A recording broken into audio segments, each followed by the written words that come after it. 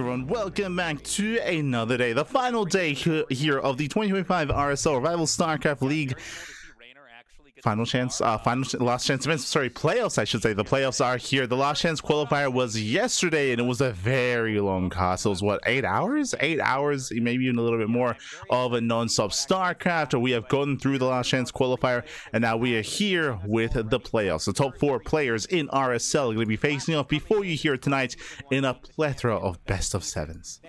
Oh boy, sorry, I'll just update the in-game play. Oh, it's beautiful updated game title.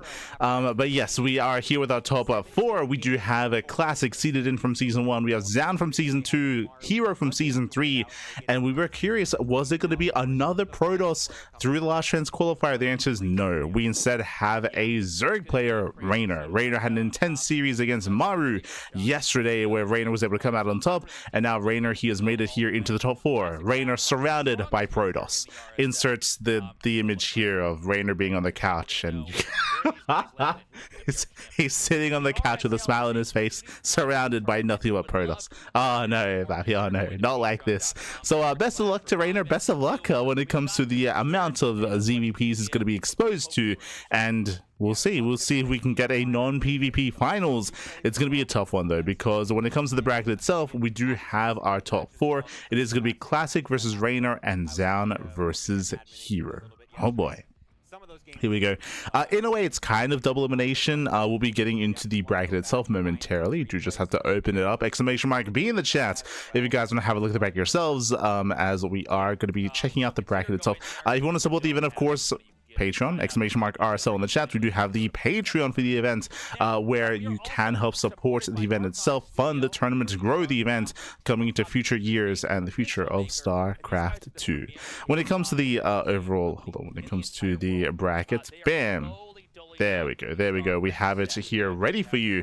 We have the lower bracket. I mean, I think they should be showing it soon on screen, but as you can see here, we have Classic versus Reynor. That is going to be the first series of the broadcast. We have our PvZ, and then we have a Hero versus Zan. And then these are both best of 7s. Bear that in mind. That leads into the grand finals, which will be a best of 7 as well. But before the grand finals, there is a 3rd place match. So basically, the loser of Classic and Reynor and the loser of Hero and Zan will have a chance at that bronze match here for some extra prize money, of course, for that extra notoriety. So that is going to be before the finals. So in the end, we have 4 series, but they are all best of 7s. I'll be honest, considering that the semis are best of 7s, I would have assumed that the finals would be a best of 9, but I also know that it's a lot of matches. A best of 7 is on average like an hour and a half, if not 2 hours long. So these are going to be long series, and of course they have a limited amount of time where they can be in the studio as well. So it's just a lot of matches, a lot of StarCraft. I would say if there wasn't a 3rd place match, we would want a best of 9 grand finals, but because there's a 3rd place match as well, then it makes sense for everything to be a best of 7. At least that's my thought process coming into this. So we do have our players. If you're a Terran player out there, if you want some TVP or TVZ or TVT, well, check out yesterday's VODs. check out yesterday's VODs, Pappy. Yeah, because no Terran here, not tonight. I mean, to be fair, it was either going to be a Terran or one Zerg, right? One or the other, and it happened to be a Zerg here for this event. It was Reynor who was able to take down Maru in the previous, in last night's broadcast. Bam, you can actually see them going over the last chance qualifier bracket here before you as we do switch things over. You can see it's all blending together. I will say that the non-stop black and white throughout the entire graphic and overlay does not do it. It's not amazing, but blends in a little bit. But regardless, we have Maru. He had a deep run. He took down Ryung. He took down Shin 3-2, and then he went down to Reynor in the grand finals. That was the qualifying match. Reynor, he took down a plethora of players himself. Took down Jimmy, Percival, Solar, and then Maru at the very end. I did appreciate that the semifinals went all the way to the ace match, and even the best of 7 qualifying match was a fun back and forth as well. Very aggressive, very active, very fast series. If we had some standard games, I imagine the broadcast would have lasted even longer, but to be honest, every game was an all-in, and it went both ways. So Maru and Reynor, they both all-in the hell out of each other in that series, made for a shorter best of 7, which personally I did appreciate considering how late it was getting. But here we have that top 4 bracket. I don't think this graphic, as you can see here, it doesn't show the bronze match, but there should be one, right? We will also have a 3rd place and 4th place match. We're going to be starting the day off here with Classic versus Reynor. yes, it's going to And be. there you go. So they are Hopefully, explaining that yes, there is going to be a bronze match, so they have to fix the graphic. I would say. Playing in the past, and they've been kind of So duking just it out increasing the a little volume. bit. And then Heroes Down also has been happening in some previous seasons. They've matched up against each other. I believe it was season 3 where they did God, play. don't forget to hydrate. But yes, Classic versus Reynor is going to be the first up in this broadcast here. So get ready for the PVZs. Get ready for the Zerg and Protoss action with Tasteless and Gemini. Oh, I see Classic in the And we're background. going to see if a Protoss actually comes out on top here. Historically, StarCraft 2 has leaned slightly to Zerg and then Terran in the 15-plus history of the game. But every once in a while, whether it's the meta, the current patches in the game, or a combination of the two, we do see Protoss has come out looking very strong, and this year is one of those years. Yeah, we've had 3 champions so far, all being Protoss in the RSL.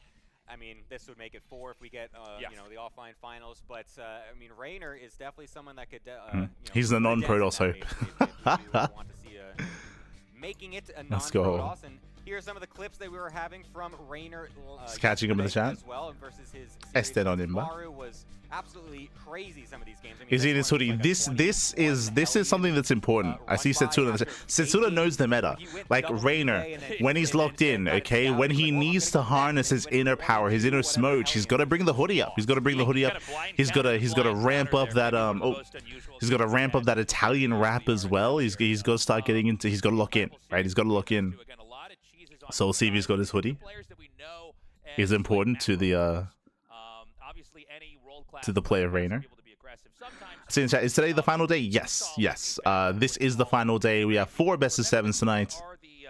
This is the final day of RSL for 2025. It was a 2-day event. Sadly, there were a lot of ZvZ and TBT. Kind of. I would say that in the last bracket, I would agree in the sense that a lot of the top Terrans were in the same half of the bracket. The top Zergs were in the same half of the bracket as well, right? So, it's been a long time since I participated in an offline event, and I was really looking forward to the RSL because first of all, I love Korea, and then obviously it's organized by Nick, and I know a lot of passion went into this project from the community and everyone that's involved. And I feel like I truly give it all in offline events. I just can feel people cheering for me, being able to look at the players as well. It really helps me to get a little bit into their head, and I don't know, I'm more locked in. Classic is obviously one of my toughest matches in the recent history. He's a very good Protoss player, especially against Zerg. So I have to study him up a bit. I know what he does in general, still gonna be hard. Tonight, preparation priority number 1 is getting good sleep because I'm tired, dead, I want to sleep, but I'll look at some VODs and think of stuff. I would be very surprised if his own wins. I think Hero actually is back to being the #1 Protoss. I thought Classic was better for a while, I think everyone saw that. But I think now after the patch and with Hero's recent form, I think he's back to #1. Well, I'm gonna try to bring the Reynor Classic to the table tomorrow. Lots of multitasking, lots of fast, action-packed games, and hopefully it would be quite a run, if I manage to do it. Thank you guys so much for cheering for me. Thank you so much for supporting this project. Thank you for showing up to all the fans that came here. In a sea of Protoss players, the Zerg player stands. Okay. It's been really cool having Reynor here for the. Honestly, there's a lot to digest when it comes to that interview. Some pros, they stay in their home countries, and then we have others where Korea really gels with them. They're having a more meta conversation. So talking about what Reynor just said, I would agree, and this is something that needs to be, I feel like needs to be like hammered down a little bit. He spoke a little bit about Classic's form. He spoke a little bit about how he feels like Hero is performing better, and Hero is the best Protoss in the world at the moment, no longer Classic. And he touched on the patch. He touched on the patch of the maps. There was this discussion that we were having yesterday because there were some people asking about it in the chat, asking about like how, do you think that people just figured out Classic's playstyle? I was like, no. Like if we were in the last patch, I feel like Classic would be performing better right now. The last map pool, I should say even. But we spoke about this, and it did impact the series yesterday as well. The new map pool is more open, is more aggressive. It does favor more aggressive play. It does favor more aggressive styles. It doesn't favor turtle heavy play, and that is where Classic is its best, right? And I think we're about to get an interview with Classic. No, never mind. Are we not interviewing Classic? What's going on? But Classic, he is the best macro Protoss. I would say that. Even still right now, I would say that if he can get into late game, if he can get into Sky Toss, if he can slow the game down and get into that kind of like end game death bull of an army, like Classic, like he's better than Max Pax, he's better than Hero. But it's getting there, which is the issue right now. And we spoke about this yesterday as well, how in the latest map, when latest patch, like games are a lot shorter in ZvP, where there's a lot more all-ins, there's a lot more aggression. It is difficult to be very tech-heavy, to be greedy, and to rush into Sky Toss the way that you could in the last map pool. And that hurts Classic, right? That hurts Classic style, that hurts his style against Zerg, and it also hurts his style against Terran as well. So the patch has negatively impacted Classic, and it has benefited Hero, because Hero is that more aggressive player, and this patch and map pool does favor more aggressive styles. So it's a thing where in the early days here of the patch, like it's benefiting Hero more than it is Classic. And I would agree with Reynor in saying that Hero is looking like the more terrifying player at the moment as a result of that. So that's something to bear in mind coming into this series. But something that we also spoke about when it came to yesterday's broadcast is that would be the case, but this tournament doesn't use the new map pool. Right, this tournament doesn't use it. This tournament, what do they use? They use they have a custom tournament map pool, which has some maps that were voted in by the community, and it has some older maps from last season, like Tokamak, for example, like Maganatha as well. And that's important because these are some maps where it is easier to turtle up and be defensive on, and it is a little more viable for Classic to be more defensive and to get into the late game on some of those maps. So I'm really curious to see what the vetoes are going to be, bearing in mind that vetoes are limited, right?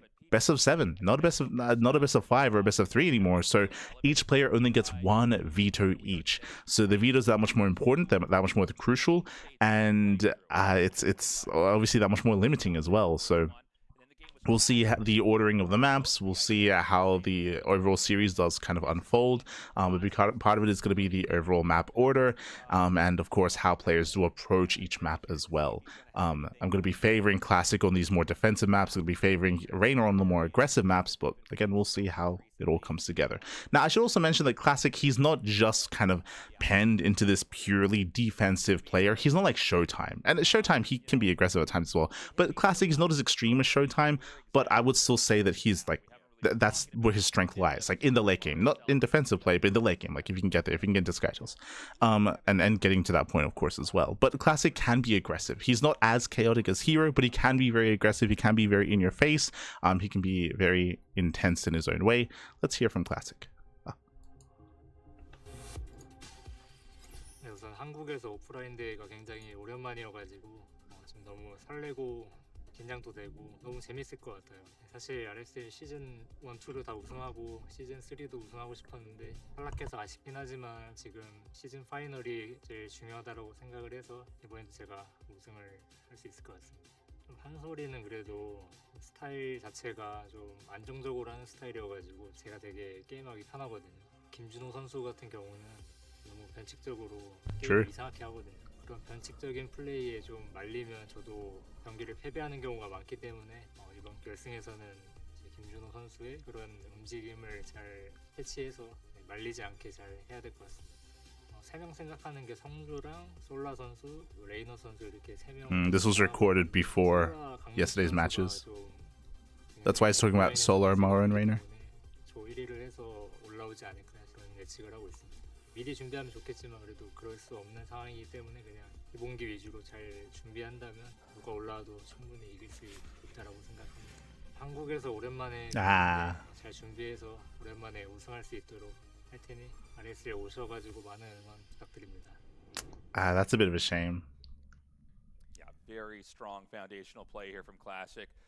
Definitely a real threat here. Again, it's going to come down to whether or not he can either reinvent the style that he had and make it work in the current patch. So, very quickly, it is a shame, but it is very apparent with that interview that it was recorded before last night's matches, before last night's tournament, or maybe even halfway through the tournament.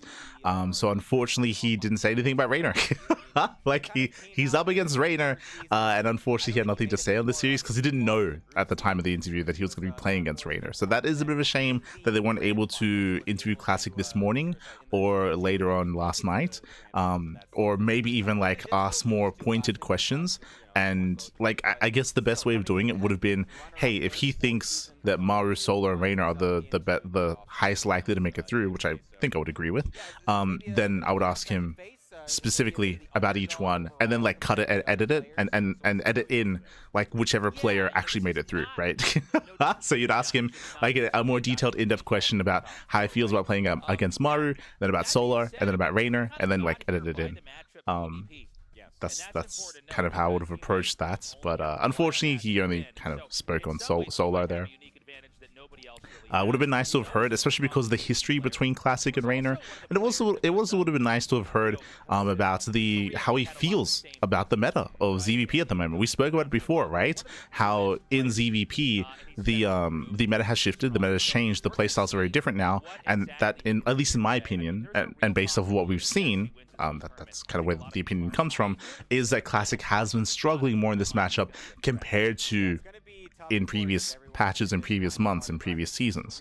It will be interesting to hear his perspective on that, to hear like how has he been adapting to the new maps, how has he been adapting to the new patch, how has he been approaching like practice, and is he willing to be more unorthodox, is he willing to be more chaotic and aggressive? He spoke about how he feels comfortable against Zaun, less so against Hero, because Hero can be so unpredictable. Ask him, is he willing to kind of meet Hero there and be that unpredictable and be that crazy? Like is he willing to try to do that, or is he kind of like locked in his ways? And then is that how, like, is he a little bit more confined in how comfortable he is at playing the game and approaching the style? But yeah, I feel like yeah. But it is difficult, of course, because at the time they didn't know who his opponent was, right? And I don't know how much time they would have had with him to conduct an interview. So he's going to have to bring a full package if he wins with that. Yes, we'll see what he has to say about that. We can go to an interview talking with Zaun.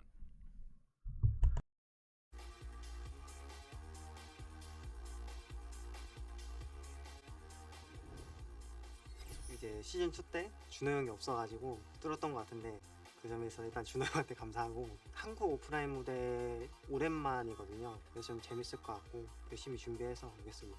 스타2 팬분들이라면 아시겠지만 저의 푸푸전 승률이 안 좋거든요. 그래서 시즌 3 때 준호 형이 안 올라오길 바랬는데 준호 형이 올라서 일단 아시고요. 동호 형 클래식 선수는 저보단 스타일이 단단하고 이제 우직한 그런 느낌인데 또 노련해요. 또 이렇게 보면은 준호 형 같은 경우는 일단 날렵하고 게임적으로 티키타카를 할 수 있는데, 그날 운에 따라서 좀 게임 내용이 되는 것 같아요. 일단 한 자리 뽑잖아요. 그래도 같은 팀원이 올라왔으면 좋겠고, 아무리 생각해도 그래도 성주가 시드 한 자리를 웬만하면 먹지 않을까라고 생각을 하고 있긴 해요. 근데 그거는 전 패치까지였던 것 같고, 이제 지금 패치는 토스가 많이 안 좋다고 생각해서 토스는 떨어진 수준이라서요. 대회가 많다는 점에서 주최 측이나 팬분들한테 감사하다고 말씀드리고 싶고, 앞으로도 쭉 그렇게 열렸으면 좋겠어요.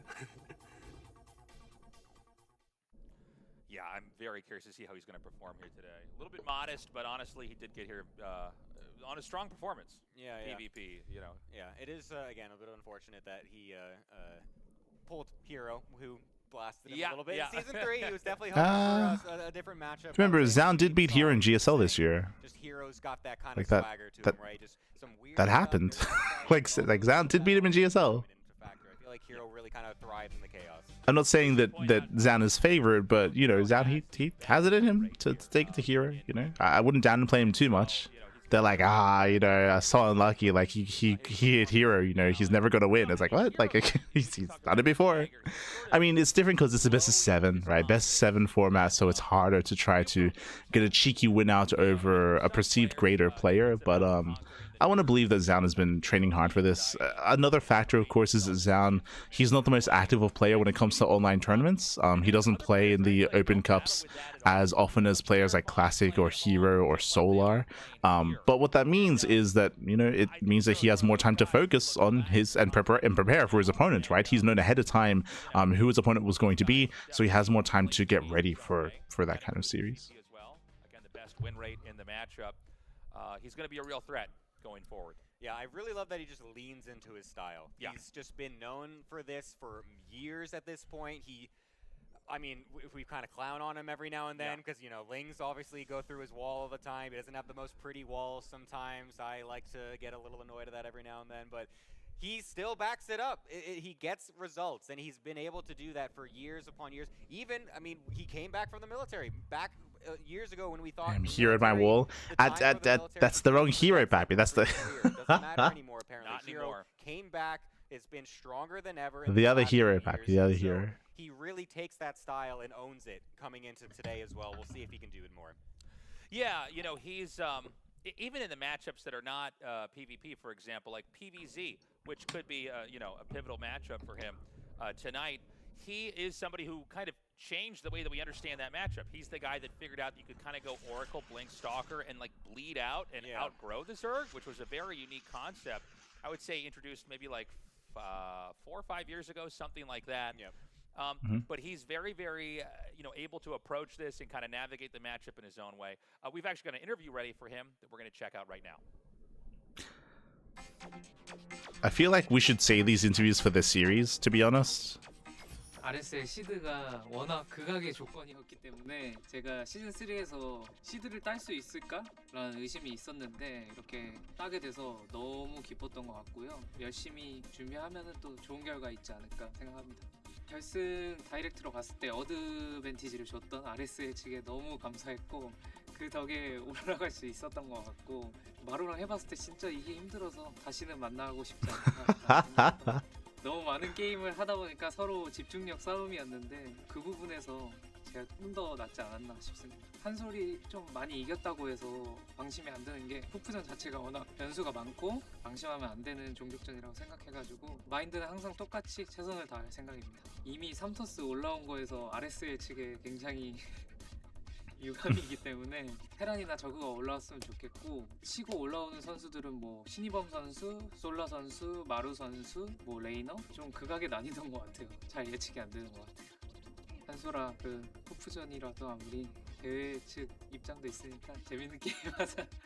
주말에 티켓까지 끊어가지고 응원 와주시는 팬분들 정말 감사드리고 좋은 경기 보여드릴 수 있도록 많은 준비하도록 하겠습니다.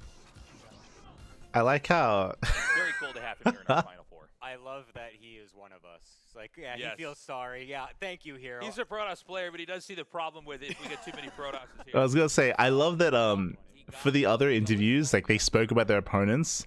Here he's like, you know, good luck, Zan. He's like like he didn't talk about classics play, didn't talk about like more. If he spoke about any player at length, it was Maru. Like he spoke a little bit more about his series against Maru, but he didn't really talk about his opponents at all, compared to like the other interviews, which I found very funny.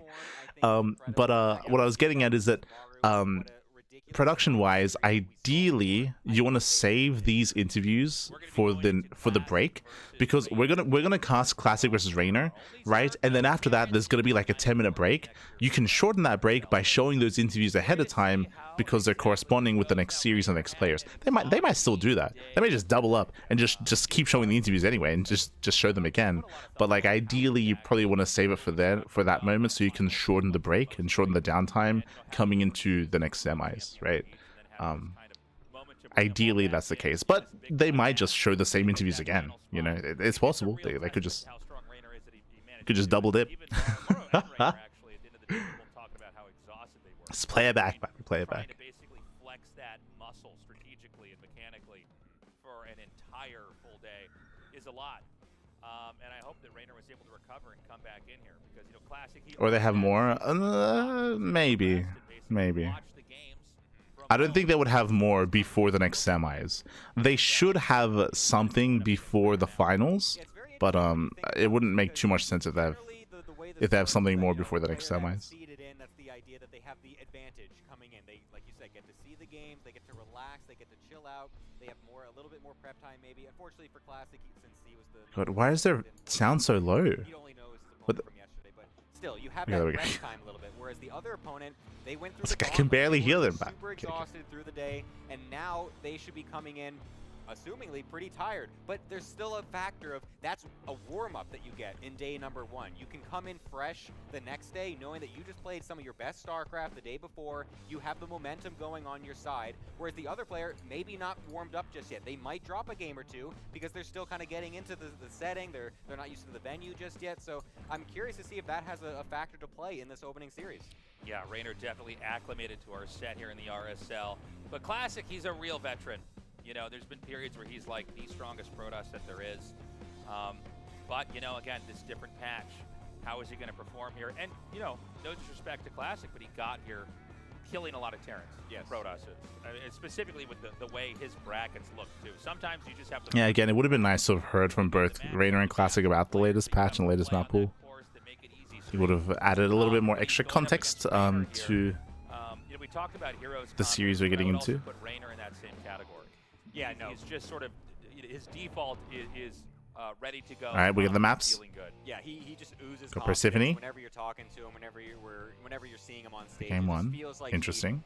he knows his power. That in feels these like a series Classic and just pick. knows that he's able to bring it no matter what. I mean, he's a previous IM Katowice champion. I want to know what the vetoes are. Evil Heart, yeah, that's a Reynor pick. And so I am not going to be surprised. So when it comes to context here, we spoke about this. Persephone is not a map in this map pool, in the ladder map pool. It's a map in the previous map pool where it was easier to turtle up and it was easier to be defensive on. So it makes sense for Classic to go for Persephone. Evil Heart is hyper aggressive, makes sense for Reynor.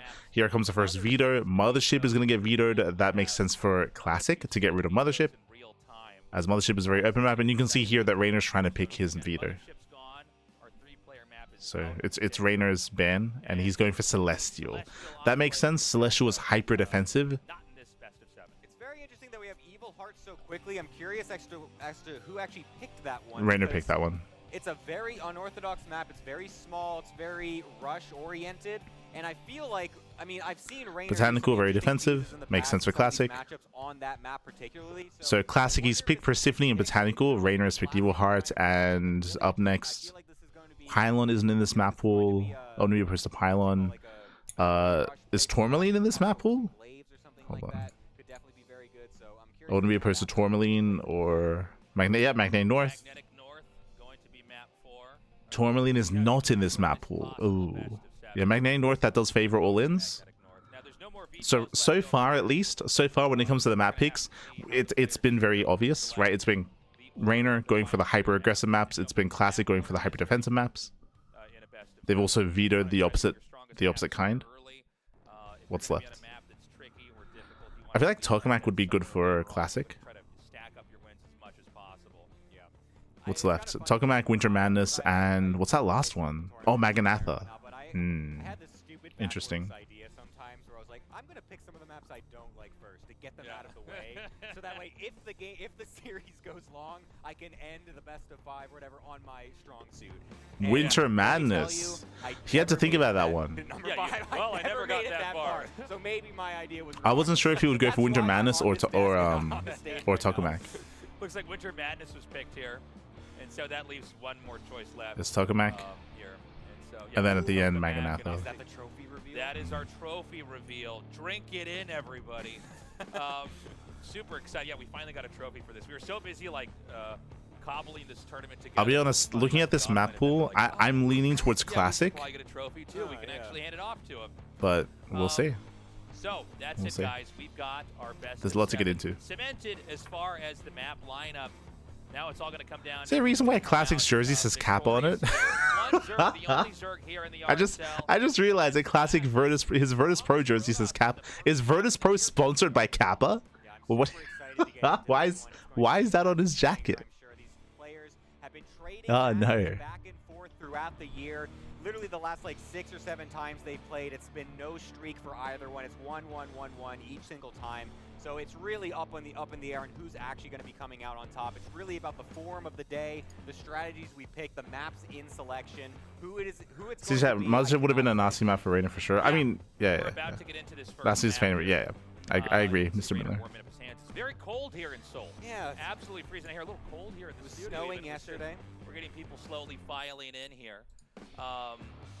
To our venue here, but we're about. Yo, I'm jealous of them being cold. It is very hot today. What's are we at 40 degrees? What's the Make some noise. Classic versus Reynor.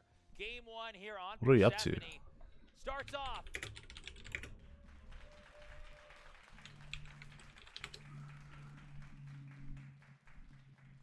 Jesus. All right, Right, 33, the top 34. left in the red. Give it up for Classic.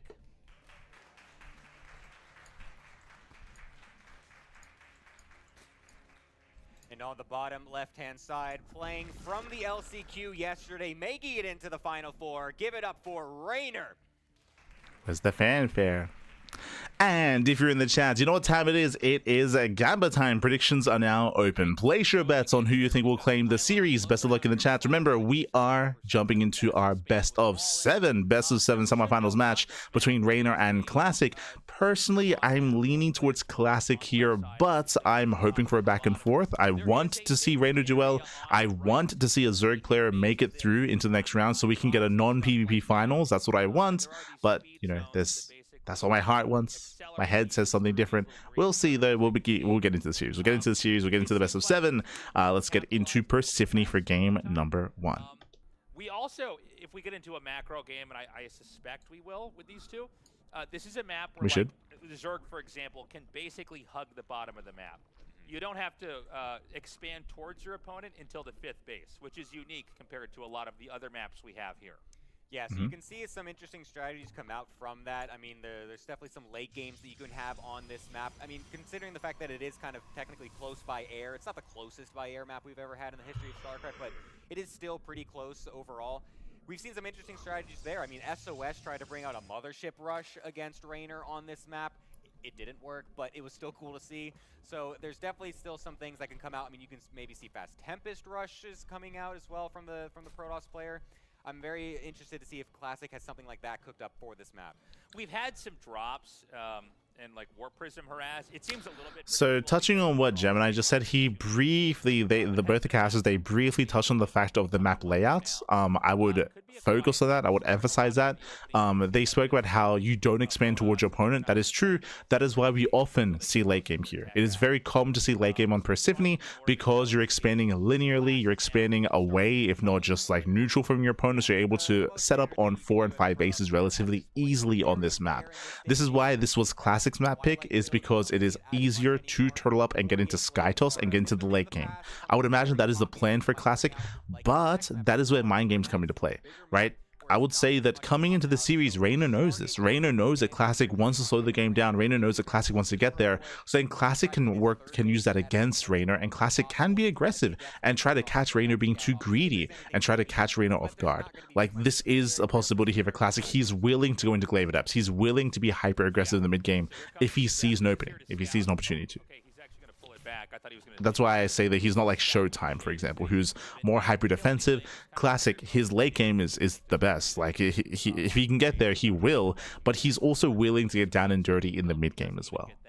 So we're going to have the second gate come down here. The Oracle going to be jettisoned across the map, and basically it's about controlling the creep on the map and also trying to get the Oracle in there to scout in this game that, again, is really all about development. Yeah, we got the double Adept coming on in, threatening the Shade, will not finish it. There's a little bit of space on the high ground there without creep that you can maybe finish that off sometimes to be able to juke and jive and maybe force a couple of Lings to be to use to kill it off, but won't go for that. Classic just wants to stay nice and safe with these two Adepts. We'll just send them right back home as Speed will be finishing up just now, as the Oracle will come on in and actually get a drone or two because the Spore is actually mistimed a little bit, so not able to get that up in time. A few drones dying as the Queen's not quite in position.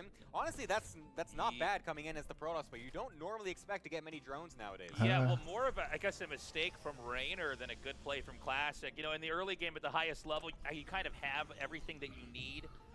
I mean, for the most part, you're expecting the first Oracle to get like 2 drone kills. Like 2 to 3 drones is kind of like expected, to be honest. For free.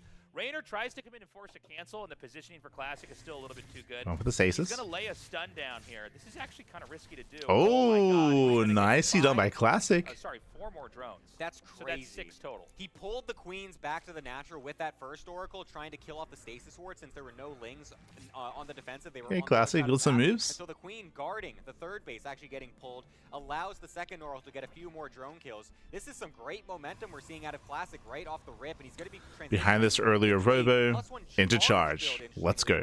Normally we see the blink follow-up as the standard, but he will be going for a charge follow-up, which is going to be possibly for some earlier charge lot Archon timings, or maybe a fast storm to follow it up as well. Yeah, this is kind of cool to see. I wonder if this is prompted maybe by the fact that he got the drone kills. Maybe he wants to kind of lean in. So a couple of things here. Very quickly, Classic, his build here is very momentum based. It's very momentum based. Because he's already gotten some damage, he wants to keep the pressure up. You can see the stasis traps, they just keep on going, catching 2 more drones, 9 more mining time in the main base, catching a 3rd drone towards the end. Charge is on the way, Prism is on the way, and this is going to be a timing with Charge +1, and you warp in the Archons across the map. This is going to hit hard, and if Reynor doesn't go for Banelings, and if Reynor skips Roaches, and he is, Reynor's in a lot of trouble. He's going to try to leverage it in the mid game. So this Reynor's going Ling Hydra. Pretty soon here. I believe we have the Warp Prism made. Am I making that up? Yeah, I think the Warp Prism. Yeah, it's out on the map now. He's in danger. We've got 4 gates coming here. Now, I don't believe that Reynor would know that this is coming. He would know it's a possibility, right? He's got the Templars made back at home. And it looks like, I guess... Show us the production tab. Show us. Not any kind of push just yet. He's going to oh, late Roach Warren. Late Roach Warren. In fact, he may have sent the Warp Prism out a little bit prematurely to make it look like it was a timing for some other build. Yeah, it's kind of interesting how he's doing this. It looks like it is just going to be an here he comes. Drop for now, a bit later than what you would normally do. Off No, Zel's he moves back with his the Grand Army. Never mind. But he can warp in Zealots. It does force out a lot of Lings. Oracles are back at home. Because now that's a lot of drones that he's basically had to cut. And here comes a warp in, straight into the main. He's going for it. The Prism. Oh my god. The Queens barely missing the deny, so that's a ton of Zealots now in the main. Yeah, he's gonna kill the Queens. The entire army from Reynor is trying to get back on the map.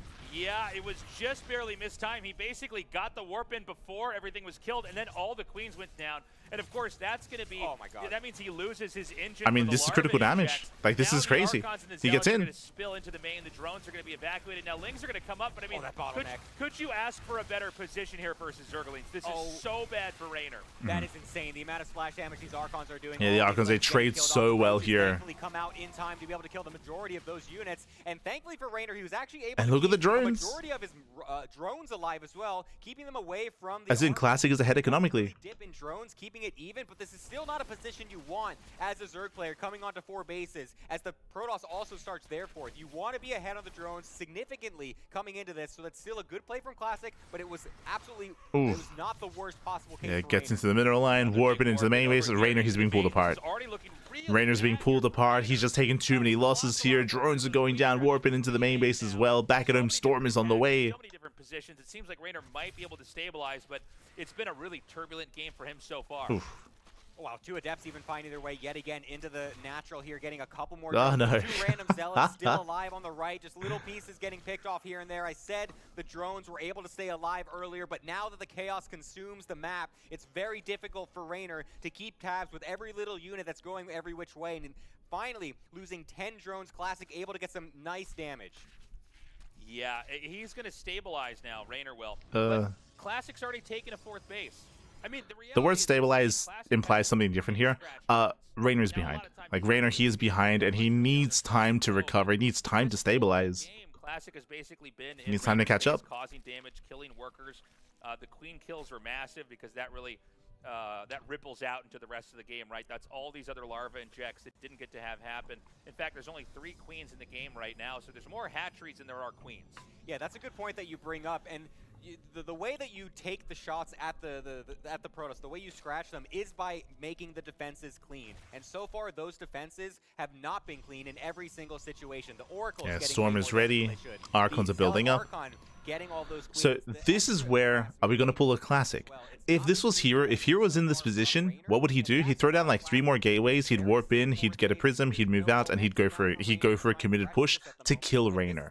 Classic, I feel like he's more willing to throw down a Fleet Beacon and get into Sky Toss from here. And he's throwing down more cannons, more shield batteries. We'll see what Classic decides to do.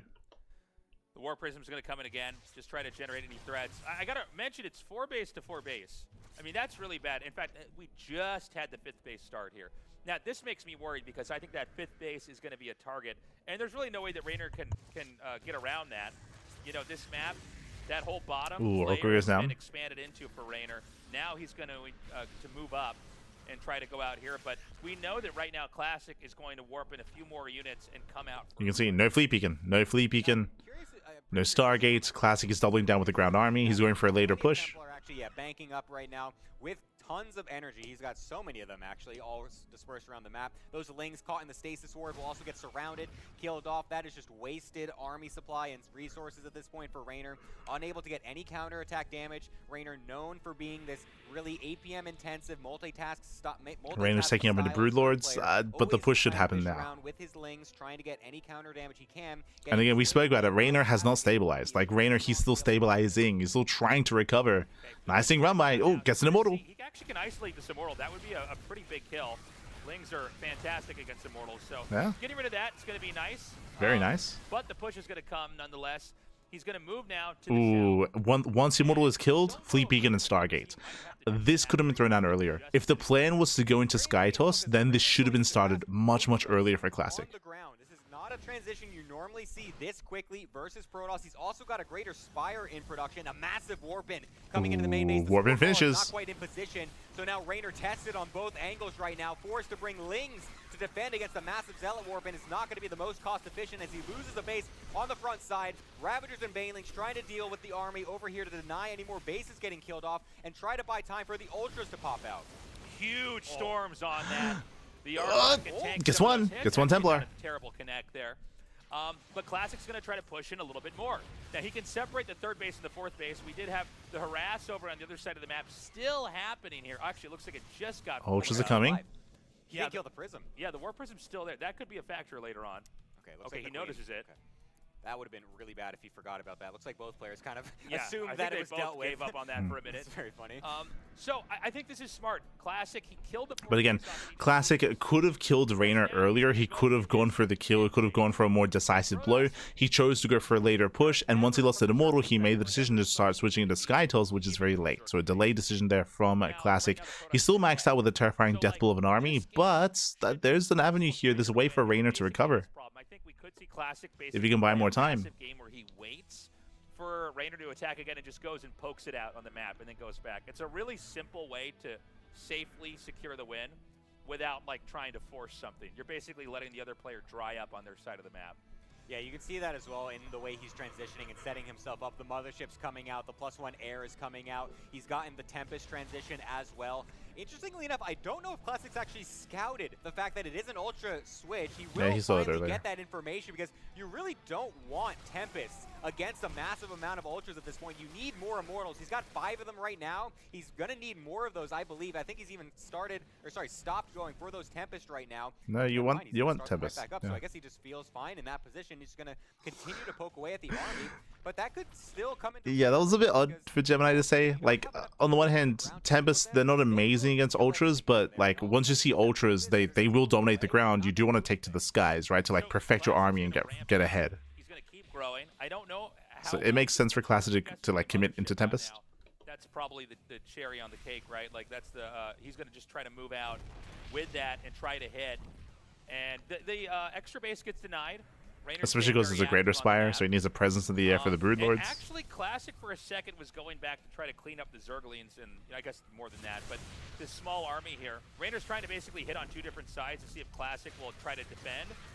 And I don't think Classic's going to take it. Classic's going to sacrifice his extra bases because he knows he's ahead in expansions, and instead going to try to move down and take out these much more important This is a bold move from Classic. Yeah, Classic feels like he's going for a pseudo base trade. He feels like he can take the fight. He can always recall back home if needed to be able to defend against this small army that Reynor's got. We have Neural. Offensive, as the rest of it is trying to stay back. Just fungal. The main engagement comes on in. Investors also coming into the Microbial Shroud. Lots of fungals on this army, locking it down. Half of it not actually in the cloak range, but there's plenty. 3 Ultras left, down to 2, down to 1, down to 0. In front of Reynor's face right now. All the Archons staying alive. There's a few more Immortals, and the Skytoss army remains, but Reynor's supply overall is still higher than Classic's. Can Classic punch through hard enough before the reinforcements arrive? Yeah, so basically, Reynor lost his army, but it's being remade right now. It's hatching. Oh, he's getting on top of the Greater Spire. Just keep all of his stuff alive. He gets it. He gets the Ultra Cavern as well. Jesus. He's keeping this like death ball. He's going to actually kind of recede into this position over here. Oh, he's going to recall out. Except for the 1 Archon. I guess it got left behind, but most of the army is saved. And what he can do from here is he can kind of just reset. he can go and he can secure the base. But yeah, really nice attack here from Classic. He won the fight, he took care of the tech, he killed the Greater Spire, the Ultra Cavern, and he killed the Hive. You can see that 2 layers are being made at the same time for Reynor, just because he did lose all of his tech. The Spire, all of them getting killed off. You can see in the production tab, Reynor's making Zerglings right now against a maxed out army. He was making 2 layers at one point, panicking, realizing that his production was reset. The possibility for Reynor to continue on later into this game is quickly dwindling, making more infestors, trying to make more banelings. He needs a burst army on the ground. He's even trying to get the neural upgrade to try and help out as well. Yeah, thankfully the infestation survived. True, thankfully. That's the one thing going Reynor's way. Because the longer this goes, the better it's going to be looking for Classic. And you can see a couple Zealots are going to come out here. Just try to hit whatever bases you can. If you can target down this hatchery even, that's going to be really big. I love the splitting here from Classic. Yeah, nice stutter stepping. There's just barely not enough to take this out. Second look at him try to body block. Oh my god. That was cute, but unfortunately doesn't actually get it. Wow, very nicely done by Classic to continue that harassment. And so Classic's filling in more of his side of the map. Now, if you notice, right through the center of the map, there's no bases but that far right one. But he's going to probably, and this is kind of a counterintuitive concept, and it's not usually applicable in StarCraft, but sometimes it's actually better to let their base finish and go kill it when they're like really desperate than to try to go in and force a cancel. Force cancels a lot of times are better like early game if you can just slow anything down. But this game does seem to be like following a certain type of formula here. And so he's going to come out and probably try to push in here. Now, Reynor's going to try to set up a bunch of counterattacks and basically make Classic defend while he's trying to grow in here. You can see Classic respects the harassment as well, but honestly, maybe not even needing to, as the Ultra's actually getting caught off on the right-hand side. This is terrible for Reynor, losing a majority of his main force. The units actually on the left-hand side were able to clear out all that cannon fodder, so that's actually nice. So we'll continue to threaten this left-hand nice side thing run by here. Reynor finding some damage. But that was so many units from Reynor to actually get that damage. Yeah, the issue here is that Reynor, sorry, Classic can aim move. He can aim it for a while now, but I believe there's Neural. Let's go. The mass Neural. Yeah, and it looks like he's got Neural Parasite trying to transfer some of the splash from the Archons onto the other Archons. The whole area is being blanketed with storms. Oh, we have 4 Ultras, 3. Yeah, all these 2 Neural Parasites are wearing off now, and it looks like actually it's an even trade. Kind of hard Clutch to tell transfuse. initially with all those units stacked Clutch on top of each other, transfuse. but Classic doesn't manage to break the base. At the same time, Reynor sacrifices quite a lot. Yeah, I'm quite surprised that he was able to get so much damage there as Reynor. It felt like it was going to actually be pretty good for Classic. The Archons were staying alive a long time, but the Neurals were excellent, and the Ultras really Neurals were the MVPs. Talking about if you don't have enough Immortals, the Ultras will actually sustain for quite a while, and now the army sizes are quite even again as the economies also get evened up, and Reynor is actually looking like he's slightly ahead on the income in this regard. Is this Reynor possibly bringing this back in a late game? Reynor's doing a really good job. He's been in a bad spot since those first few drones were shot down, but he's fighting back really well. I would agree. Like, Classic's been ahead almost the entire game, if not the entire game. Like, this has been a very comfortable game for Classic. Reynor's counterattack there was really nice, and his fight with the Infestors was really nice as well. Something that's really important is that Reynor actually preserved the Infestors. Like, a lot of them did survive that. I think he lost 3 Infestors, and most of them are still there. I love to pan to see how many Infestors there are, but they're going to be a big part of the next defense. Yeah, it's very difficult to play this late game scrappy style where you're going to be low eco the entire time. A player that I think of when I think of this style particularly is Dark, one that really excels at this, but Reynor also one on that list as well. Really knows how to make the most out of the little tools that he has, and he's showing that this game as well. Okay, how many? Take some favorable engagements with what he's 11? Is that 11 Infestors? Jesus. But again, that's what we missed. That's what we said. Like, after the last fight, they survived. The Infestors. But I'm not counting Reynor out at this point. I feel like it's a heavy Infestor count. 11, yep. He has the potential to find a way back in this game. A couple of Zealots are going to come out here. Now, what's funny is Reynor's played such a tight game that like these Zealots have almost nothing to counterattack. Yeah. Because Reynor's not even trying to take another hatchery here. And, you know, Classic, he's taken the final base on his side of the map in the top right. We do have this one base in the center right. It's kind of like a shared location on the map. I don't know if it's going to play a role here. There is a world, and I feel like I never cast games like this ever in this matchup, but there is a world where Classic would run out of money before Reynor if they weren't able to finish each other off and things mined out. Yeah, of course, there's always that threat that as the more aggressively expanding player, you lose all your resources faster than the other player that wasn't actually taking those bases anymore. So that's always a potential to swing later on in the game. More harassment coming out. Bolts run by. As much damage as possible on both sides of the Okay, map. gets on one of the Immortals. Okay, gets on top of both. These cannons and also the Immortals and Archons, but now that all the other Templar are able to more, Yeah, the Ling Ultra. they're able to deal with that for now, but pretty expensive from both sides, honestly. As the rest of these units, Infestors and Ultras, trying to run away from some Archons. This is the slowest chase gets I've ever Infestor. seen in my life, as one of them finally do get killed. That's a big pickup. But this is now becoming a massive position war from both players. If you can get the correct position on the map and force and engage the way you want, away from static D, away from the different chokes and whatnot, that's where you're going to find your best fight. You have Novas. Classic's almost ready to move out. He's going to warp in a few more Templars here, make a few more Archons. Good disruptors. And I know that Reynor is 100% going to counterattack on one side of the map. He's already setting that up on the left side. And he's actually, you can see, even Classic having these Zealots, I think intended to actually counterattack or intercept these Ultras, they units. get into the base. Classic, he responds. What Classic wants to do is try to catch these Ultras and kill them off, and then do a counterattack. Oh, this could be huge for him. He's actually being able to lull them slightly over to his army, and now they're just walking they're through a bunch getting of away. cannons. Unfortunately, Classic losing 18 probes to that counterattack, so still getting dealt economic damage. Doesn't actually kill the Nexus, though, so that will still be able to replenish. Two Ultras get away. But Classic at this point might honestly just try to max out with an insanely large army. Just say, okay, I lost all the probes. It doesn't matter, though, because it's a low econ game. If I can just get a gigantic army, much larger than you normally expect in a late game, I can go for just one big final push, and Reynor won't be able to stop it. So now, Classic can finally move out. Now look at this, the income. He's here. moving in. On a decent amount of gas here and some minerals. Classic more mineral heavy with some gas. Two more Infestors. I think we're getting up to 12. What Classic needs to do here is smash this base and maybe even push in all the way. Shows to Novas. the main. Protoss has to be more conservative about grazing the army. because counterattacks are so scary from Zerg.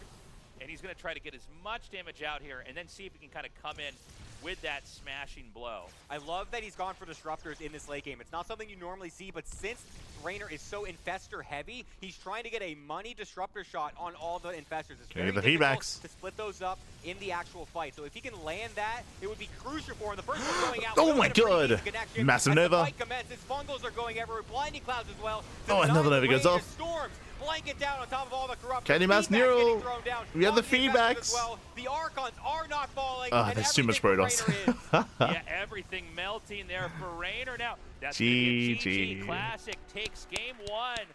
A very technical, real marathon of an end game there. Reynor in a very tough spot. He played really well despite being behind. GG, well played. Again, Classic was ahead the entire game. It was just a really rough early game there for Reynor. There were some nice moments for Reynor, like his first fight with the Mass Neural, with Mass Infestor, and the Ling Ultra Run By that we saw, I want to say twice, getting into the mineral line. So there were like 3 good moments there for Reynor, but to be honest, for the entire game, he was just playing from the back foot. He was just playing from behind. He just lost so much initially when it came to the drones, when it came to his Lings, when it came to his Roaches. Winding it back, remember, how did the game begin? One, Classic got a lot of damage with the Oracles. He got more damage than he should have, so he got a lot of damage with the Oracles. And then we spoke about how he was playing very momentum-based, where he was able to get ahead with the Oracles and then double down and go for the early charge timing with the Archons as well. There, he was able to deal critical damage and then look comfortable. I do think he could have switched into Skytoss earlier. If you remember, that was my one criticism of Classic, is that we could have seen that Fleet Beacon and Stargate a lot faster. But outside of that, he was just comfortably building up, maxing out, and then taking control of the game. It's also because of Persephone. Persephone is a little bit more narrow, or it is more narrow as a map. The bases are more secure, so it's harder to go for these big counterattacks and find some big damage. In the end, Classic did hold nicely, but we go from one of the more defensive maps into one of the more aggressive maps. Up next, going to be loading into Evil Heart. Remember, this Evil Heart was Reynor's map pick. Evil Heart is known for all-ins, known for hyper-aggression. We expect to see Reynor in the driver's seat this time, not Classic. Now, I say that, it's going to be up to Classic to kind of meet Reynor here in this chaos. This is a really, really important game where Reynor's going to be hyper-aggressive, and if Classic tries to play standard, then he should be overwhelmed. Like Classic, he should be shut down. So I'm really curious to see how Classic approaches Evil Heart, whether he tries to play hyper defensive or if he tries to out aggress Reynor instead. mark on Warpin, able to kill so many queens. The follow-up harassment, able to get so much as well. So Reynor, I think, really needs to lock in for the early stages to make sure that he can feel comfortable going into these later games. Yeah, a review of the entire game there from Reynor. And, you know, a game like that, it really is this drawn-out chess. Hey, back, we're back. GG. How many times do we think Tazes will say he's never casted a game like this? I mean, I don't think he's lying. You know, Classic played should make that clear. Perfectly. It's a real They don't cast a lot of StarCrafts. I believe him. I believe him. Classic wasn't able to close it out a little bit faster. But yeah, I mean, crazy epic late game PvZ there. And again, one where Classic was ahead in bases, which is insane. I mean, especially in PvZ, you just don't see that. Normally the Protoss is behind in bases, and the burden of the matchup is they have to push out and stop the Zerg before they get out of control, right? Yeah, it's definitely a major theme of the matchup. And honestly, it also just kind of shows the tenacity of Reynor, just being able to stick in it for so long in that type of a game where he was behind on bases, was behind on economy, so was able to still stick it out and even make it competitive into the first game. All right, guys, we are going Jumping into in. game 2 on the map. Evil Heart in the top right in the red from Korea. He is Classic.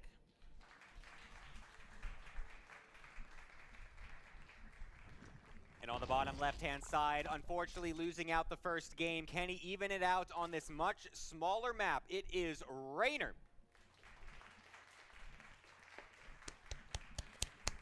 Glad you pointed out the Clap is in the smallness chat. of map. These maps are voted in by Patreon supporters. Yep. And I'm glad we decided to do that, because if you just let pros pick maps, they will pick the most formulaic standard maps. And I get it, because like if I ladder, I don't want to play on. I wouldn't want to play on a map like Evil Heart either. But I think it's good to kind of force this on the players. It allows us to understand the game in different ways. And sometimes we'll have maps with different ideas, and that leads to more interesting games. Or we discover that maybe a matchup's stronger on a map like with more islands or with more valleys or, you know, more plains, flatlands, stuff like that. It also just gives a nice fluctuation to the actual series itself. That first game, a very passive macro game, very far away bases from each other. I don't think we're going to be seeing that type of play in this next game. I'm expecting something a little bit faster, something with more pace. A fast adept play can come out from Classic. We might even see some sort of early rush from Reynor to try and bust a third base or something like that. I feel like we're going to be seeing a different story throughout this series based on the different maps that we have in play. So in this game, Gemini, he's after my heart, Babbies. But yeah, I have to echo exactly what he just said, is that each map does facilitate for different kinds of play, and this map does facilitate for hyper-aggressive builds and hyper-aggressive styles. So we're expecting an all-in at a Reynor, 100%. Whether it's a 2-base all-in or a 3-base all-in, we'll keep an eye on Reynor's droning, and we'll see when he does decide to cut workers. Likewise, we're expecting Classic to also be aggressive as well, and go for an early Twilight Council. I'm thinking early Twilight Council into early Blink, into a bit of a delayed +1, into a timing to break the 4th base, but we'll see. Otherwise, Glaive Adepts. And so this makes for more of like a boxy, close-knit game where you can lash out to the other side of the map very quickly. Yeah, it's very interesting just how it is laid out, because it is so small, but then, yeah, like the bases are, there's like that big line right down the middle. It's kind of just like open. It's very interesting how it's laid out. But regardless, we'll see exactly how they want to play it. Overlord coming on into the main base, trying to get an early scout. Will get denied by a fast Stalker. Was that a Stalker first opener that I'm seeing? I'm actually not sure. Yeah, that's Stalker first. Yeah, it is. Unless I miss it. So whenever I see Stalker first, like if I'm the Zerg, I'm going, okay, you're trying to hide something. And now let's see what it is. A Stargate is not something to hide necessarily, right? So there are mind games where you kind of act like, oh, I don't want an Overlord in here, and then you just play a normal game, maybe hoping they're going to make the wrong adjustments on their side of the map. And you can see as well, Classic is leading into that. He went for Warp Gate first without cutting anything, and like you said, going for the Stalker first, it signals that he is going to be going something not Stargate. There's no scout so far from Reynor. He also tried to get in with the Lings, was also denied by Classic. So right now, what Reynor has seen, he sees a Twilight opener or a Robo opener from Classic. Nothing, in his mind. In his mind, yes. Nothing tells kind him of. this is going to be a delayed Stargate, because this is a very delayed Stargate. So Gemini says nothing says it's going to be delayed Stargate. I would say the pylon says it's going to be delayed Stargate. He needs that information. We'll see. He's trying to see if he can get into the main base right now. He's scrambling to get any sort of information because he doesn't know what's actually coming. Early River. You got to remember that the Zerg. Well, hold on a second. We got the Lings coming up here. Sorry, early Roach one is what I meant to say. You want to have that Adept wedged perfectly in between the minerals, and that Nice doesn't big up. happen. So these two Adepts are going to get killed off. This is actually pretty Very bad nice. because normally you want to set up there to get a third base. To what I was 14 gonna more say a Lings on the second way. ago, you know, Zerg, Remember what we said at the start of the game? We said, I wonder, when is Reynor going to cut workers? We're seeing it. Here. No more drones. 32 drones. The Lings are flooding across the map. Roach one's on the way. And Reynor, he wants to break this third base. He spots the Oracle. The third base is almost denied. The expansion And now he is a little bit joins. late. But So safety Roach Warren, but doesn't need it. Lings. He's kind of ready for an attack that's obviously not really coming. Classic sold this one really well, and he's taking a third base. Now the Lynx can try to deny the expansion, but rhythm-wise, I think Reynor's been thrown off a little bit. I wouldn't say that he's in a terrible position, though. I think he's still okay. It's still really unfortunate for him, though, because you can see that he got those 2 early picks on the Adepts, delaying the third base, and thinking that there was not going to be an Oracle coming, he leaned into that and made another additional set of Lings to continue. But you can still find damage, is the thing. Like, he's going for the third. Shows its face, and so that denies that potential, and now they're able to get onto the other side of the map, getting some more drones, 5 in total getting killed off without losing too much HP, as the Lings try to come right back in as well to try to continue to deny this, but they're only able to get a couple of the Adepts. They're not actually getting the cancel on the third base like he wants. Like, he's trying to deny this as much as possible. The Oracles, 3 in number, plenty of energy around them to be able to kill off these Lings. The harassment from Reynor has not worked out. Yeah, so those Lings kind of went into nothing, and now we've got this expansion coming up here. Really cool to see what... I wouldn't say the Lings, they didn't get into nothing. Like, they did trade at least, but I do agree that Classic is in a better position, right? Like, Classic, he's able to get his third base, he's able to get his Oracles. Specifically because of all the Lings, the drone count of Reynor is very low. The drone count is very low, so the economy is very lackluster for the Zerg player. Now here with Classic, who's had a lot of success with these Oracles so far, although right now Reynor's defense looks pretty perfect here. Oh, gets a queen. Getting a queen could be really nice. Doesn't Oh no, actually he doesn't finish get it. Goes back over onto Oh my the god. to the drone. We'll be able to get one, but not finishing the queen is a bit unfortunate for him.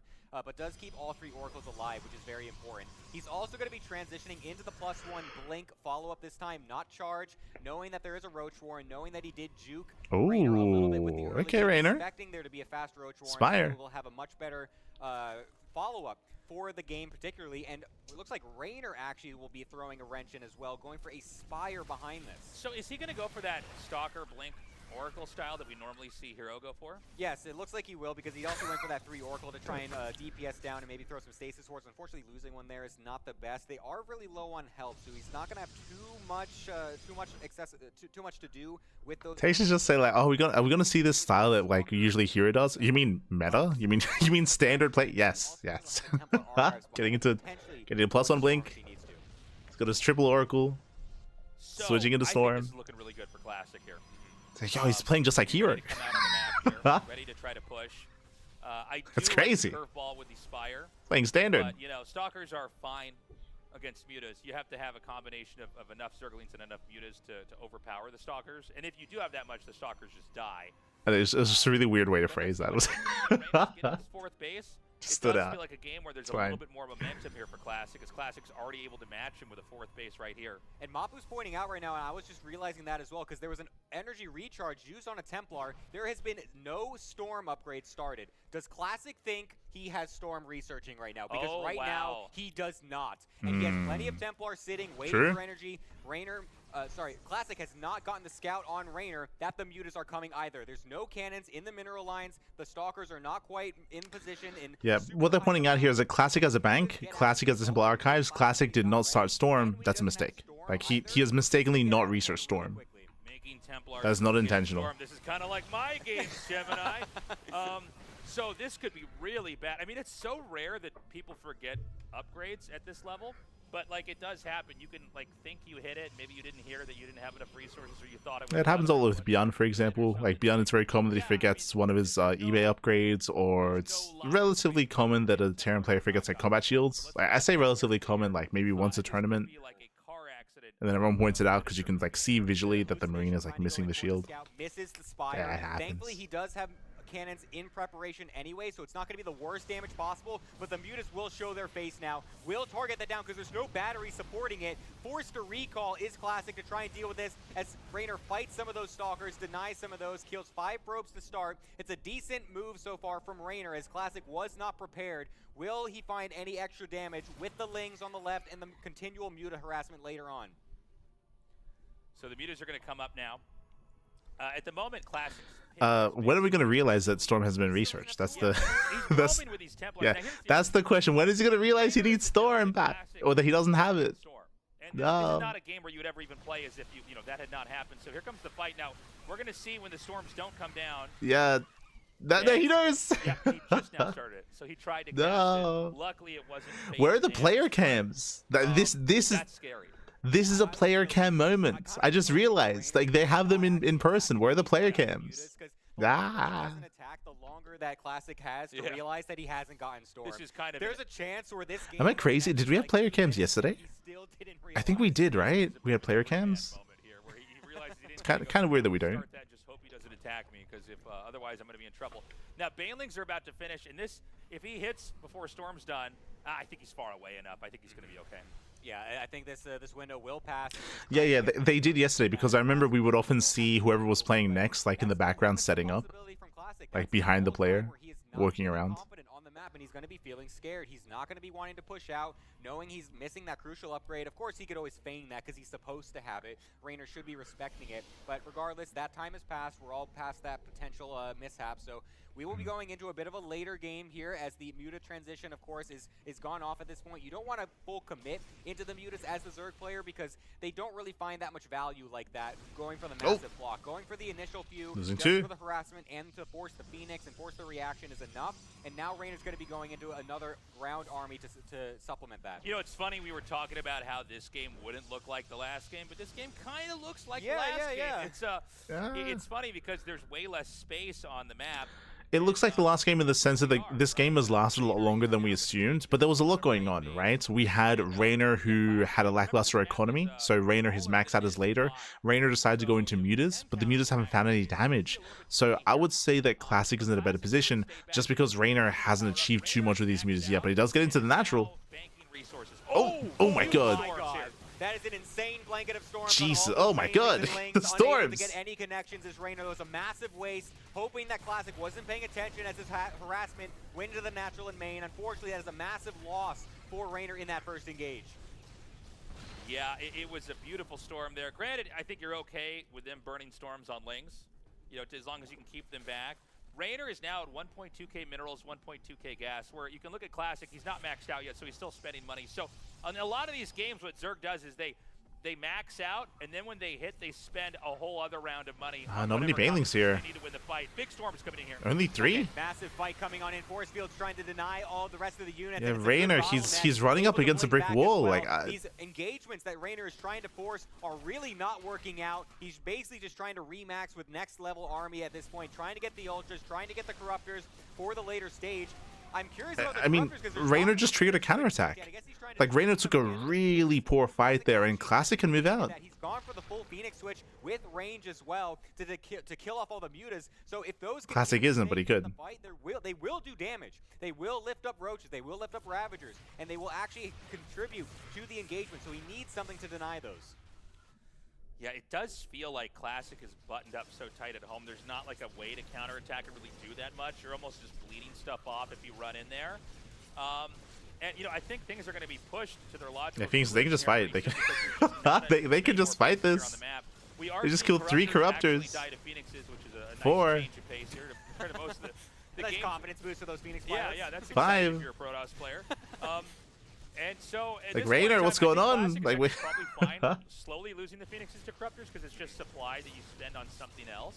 Yeah, he doesn't really want them anymore at this point. He knows all the Mutas are dead. He sees the Corruptor transitioning happening. I guess you could do like a crazy late game mass switch back into the Mutas, but I don't think Reynor has the economy for something like that. That's something that you expect from a Zerg that's really been sitting on 4, 5, 6 bases for the rest of that mid game. So it's not really something that needs to be in the back of his mind. So he's fine just killing those off for now, getting more Immortals, getting the Mothership, because he sees the Ultras on the ground, and that's what he needs to deal with next. Okay, this is a bold move here from Reynor. He's growing into the center left here. This leaves one vacant spot here, and I think. Oh, nice catching the Immortals. Very nice. They should not have happened. The Immortals out here being killed. That's actually insane because the Immortal's there to counter the Ultras, but the Lings tank the damage. He kind of gets in and kills it and runs back out. And there's another attack on the top left side of the map as well. You can see that what Reynor's doing, he's not really committed, but again, he's expanding to that center left spot. He's just going to try to take more than his share of the map here. Yeah, and Classic is really proving to be a hard player to break. You can see Reynor trying to just like force the army to the right-hand side with a slight extra poke and then going in. The problem here is that, like, Classic, he's gotten to where he wants to be. I guess we'll talk about it after the game. It's impossible for Reynor to actually get deep onto the probe line, onto the Nexus. He's doing so well of. But I mean, very quickly, coming into this series, we spoke about it. We spoke about how, okay, Reynor's map picks, Evil Heart specifically, for example, is a map where we needed to see an all-in and hyper-aggression early on to stop this game state, to stop Classic from maxing out and getting up to a 5-base economy. But he's got 5 bases, he's maxed out, he's got Skytoss on the way. Like we spoke about it, this is where Classic is the best Protoss in the world, or this is where he has the best late game PvZ in the world. We can get into this kind of like setup, which is what Reynor, what he needed to avoid. Reynor's going to set up for a counterattack. We should point out, Zerg is just faster than Protoss, so they can kind of initiate a counterattack quicker every time. That does put Protoss in a position where they kind of have to defend. And this is a great attack. Now, this forces a recall. And I think sometimes people look at a recall and they think, well, now you can never counterattack the Protoss. But the recall is kind of it's on a cooldown of its own. Okay, we have Broodlords on the way. Okay. So with the Broodlords on the way, I believe the Tempest count is low. So this is a bit of a power spike for Reynor. I believe, as long as we have a low Tempest count. Yeah, I don't think there's any Tempest, actually. Classic, if he pushes out again, then the counterattack can't be denied. Yeah, he still does have that extra one in the pocket with the Mothership, of course, though, so he will be able to do some amount of repositioning, but it's much more limited. It's just where the Mothership... But this is why I was pushing back against what Gemini said in the last game, how he was like, oh, why are there Tempests on the way when he saw Ultras? Well, the reason for that is to get ready for the Broodlords as well, so you're not, like, stuck on the ground. Whereas here, Classic just now starts his 2nd and 3rd Stargates, so these Stargates are late for Classic. Try to be able to deny this before it's able to do anything. Might actually catch that Ultra, but not able to do so as more units bleed off in this top left. Broodlords are revealed. The army away, so the late Tempest with the Ultras and Infestors on the right-hand side can possibly take out this base. And again, we can't have the recall here, so he's sort of beginning to kind of base trade. We're going for the base trade instead. Classic into a corner. Now Classic's going to try to do a counterattack, and I think Reynor's going to basically ditch that base over there. Oh wow, there's some Stalkers running right here into the main. And this is going to draw some of the... Oh, he's going for the Greater Spire. Let's go. Oh my god. Not have to worry about any more Broodlords. Very nice pickoff. 2 Spires desperately being made here from Reynor to make sure something stays alive. Can we, that's ambitious. He shouldn't get the Ultra Cavern. No shot. Actually, no way. The Lings are not actually getting on top of everything. Oh my god. Keep it alive. That would have been terrible. Barely alive. Believing it for a second there, still making that Ultra Cavern extra as well. Just for later, we'll be able to keep that alive. So has some resources to spare. We'll just make sure he doesn't lose all that like he did in the previous game. But this is now setting up for a pretty even late game, I would say. They're both on a decent amount of bases, as Reynor was able to deny the one on the right. But that even late game? Reynor's on 5 bases. Reynor's on 5. Like, Reynor's economy cannot sustain a bad fight. Like, he cannot sustain a rough engage here. I think Reynor is setting up for another counterattack at the top left, and then we're seeing an instant replay happening, or I guess there might be a recall ready now. He'll then attack over to this other spot. Oh, never mind. He's going to push here with the Broodlords. And, you know, one of the problems is I don't know if you could even run under this. Can he get, because, you know, Archons, they don't have great range. Stalkers are okay, but if you bungle like this, Stalkers, they get punished. And now he's going to counterattack up here. In fact, I think... Okay, nice counterattack here with the Ultras. He's going to lose this gold base. There's going to be a committed push here. Now, Reynor's going to win the fight in the top left and then probably run down. Reynor's supply is starting to lower. In fact, Classic's kind of strong-arming this position. You can't fight on an open area. You have to have some kind of a ledge or a high ground or something. Yeah, I mean, Reynor, he's forcing Classic to commit. Classic, he just lost a mineral line. Even so far in that first engagement, it was a little bit topsy-turvy as the top left does get killed off, but the bottom right. Well, the Broodlords go down. No Greater Spire. by Classic. A nice fungal. No more Broodlords. As more Ultras are in the production tab for Reynor, he's trying to get as many out as possible. As he kind of loses a few more units up on the top left, it would be great to keep those alive, but he will try to just kill off those cannons, kill off the bases as much as possible. As the drones on the bottom right are also getting killed, this is going to become a crazy. We have 13 Ultras in production. Jesus. Yeah, they're getting more and It's a more lot of Ultras. How many spellcasters? Going here from Classic. I think he wants to go as far as he possibly can and basically use the recall to then just go back home. And so there's going to be kind of a big He's going in. on the map overall. He's diving. Reynor's going to come down now. Oh. Slow field setup, storms. We do land some storms. Nice storms, but the Ultras they get in. There's so many Ultras. Amount of damage, but there's so much underneath the mothership as more Ultras trying to come into the fight. Archon's also coming in from the right-hand side, but the Ultras are not dying underneath. The Tempest are so only on many the Ultras. back behind this. Immortals coming in as well. As you can see, they are not able to actually do anything once all the rest of the units are killed off. Classic is losing everything. The Tempest unable to do the DPS, as I mentioned earlier as well. Once it's only those alive, there's nothing left to do it. And now the Tempest are trying to frantically do anything against some of the other bases as the Ultras run to the other side. Gemini really wants to push that narrative. Remember, Reynor's base at the center left quietly stayed It's like, there. baby, the Tempest, they did their job. They killed the Broodlords. What do you... I think he should have had more than that to try to kill that off, but he's going to run back. Oh, getting that investor's huge. There's not going to be too many more. There's actually almost no gas. Hold on. So Saves the Reynor's base. minerals and gas are so low. In fact, he's getting... Reynor's on one base economy. Reynor, he has one base economy right now. Didn't actually have the... Classic has one as well. There's no reason he should have gas come in that slow. So things like almost pause. It's like the map's almost frozen. He's going to try to regroup. Now, I think Classic literally can't move. And remember, And then Classic just switching to Skytels. And this is where, yes, there are a bunch of Ultras for Reynor. What does Classic need? Not necessarily Immortals. I mean, he's getting to Skytels instead. I mean, he's getting Immature the 2. Yeah, this is a bit risky. Diving in. Ultra goes down. He gets one. He gets two Ultras. Oof. But yeah, you can see Reynor gets punished. Believe in this fight, has to pull back. Classic with enough units so far. He's even getting some more carriers behind this, knowing he needs at least some sort of DPS to deal with this late game army. And he's honestly feeling pretty strong right now with his army supply getting really high up there. Reynor only just now getting all that extra gas, and so it's going to be basically a bit more time. He's going to need more minutes to be able to actually get more high-tech units. Yeah, and Classic's just perfecting his army. Like, he's just building up even greater. He has a better economy. One base versus one base that favors the Protoss over the Zerg. Ballooning. There is a kind of cool play here from Reynor, which is to take the top left, which is, you know, no one's checking, right? So you might as well just try to pillage that. And even if you lose it, just take all the resources that were there, so that if Classic retakes it later, it's not taken. He's even leaving spotter stuff out here to look like he's checking for his opponent to expand. But it's undeniable, I think Classic has a better army. So here's the problem for Classic is that if he tries to leave, obviously Reynor's going to counterattack. That's like he has a recall this whole game. It's fine. But if Reynor's forced to fight the army, which Like, I would say that Classic has a recall. He can push. He can push. It's fine. He can always recall back home.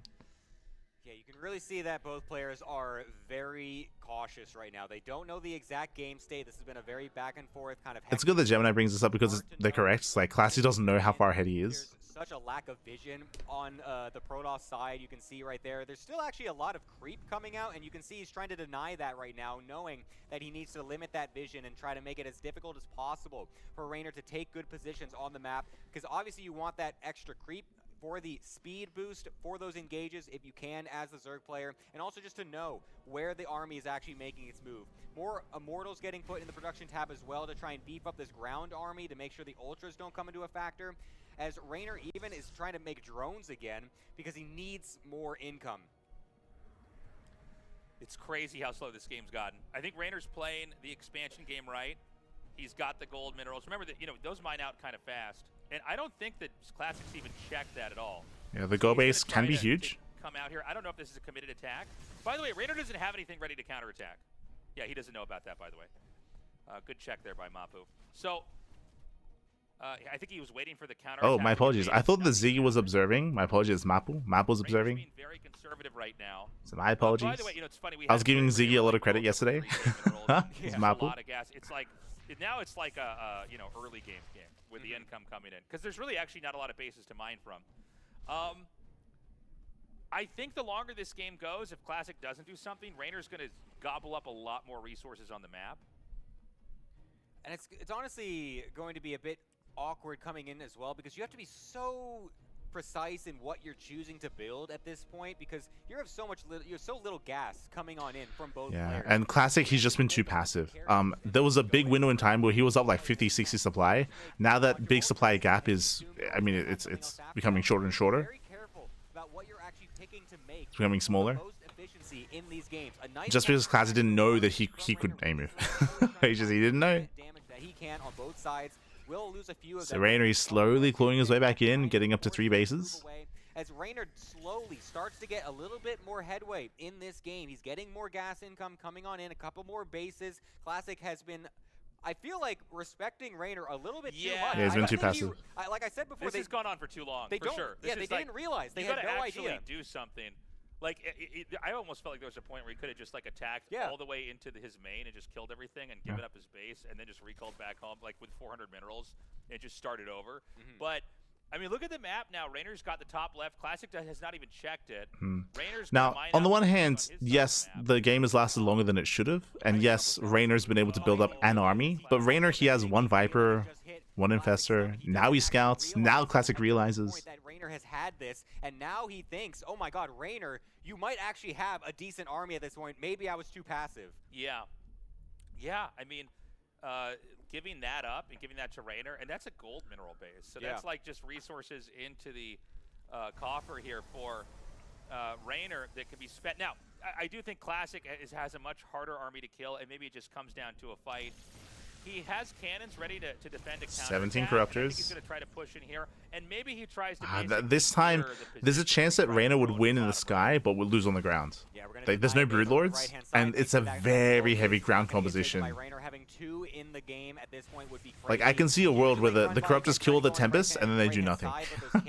Continue to be a dissuading factor. It's very difficult for Classic should be to fine. get deep into the mineral lines. Classic continually being diligent with his defenses. You can even see him with the observer speed to make sure he's able to get as much vision as possible and keep those alive in case there's any burns. I do like this run by the Reynor, trying to delay Classic. He's really trying to fish away as much as possible. There's a couple of zealots, I think, in the top left-hand side as he tries to go for ooh, nice feedbacks to feed back some of the infestors as well. Every trick being pulled out here by Classic.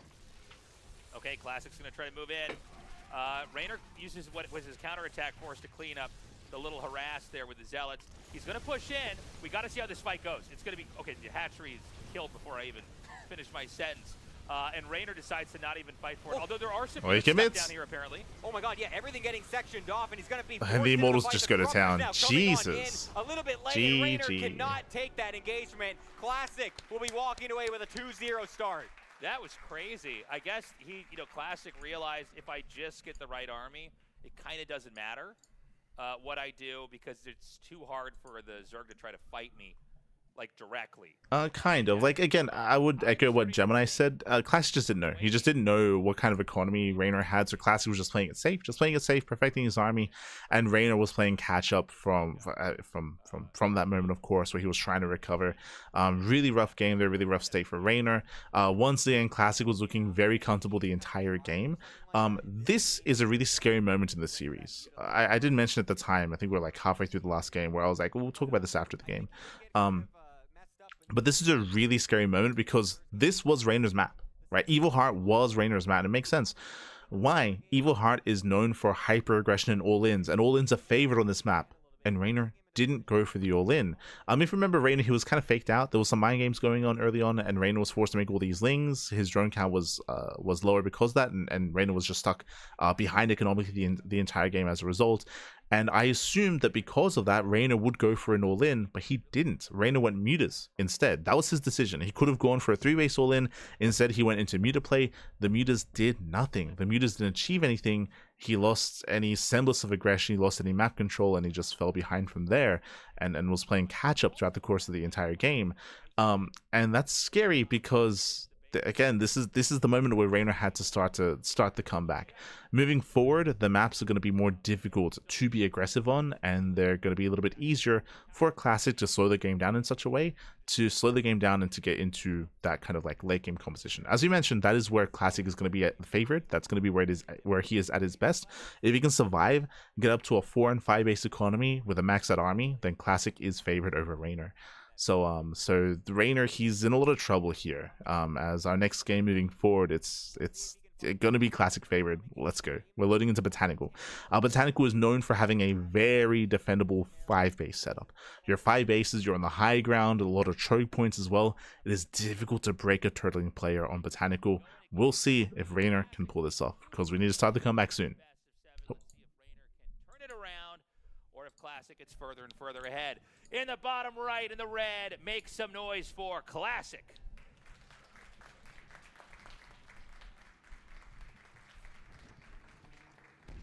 And in the top left-hand side, he has been down 0-2 this series so far. He needs your energy to stay alive in this series.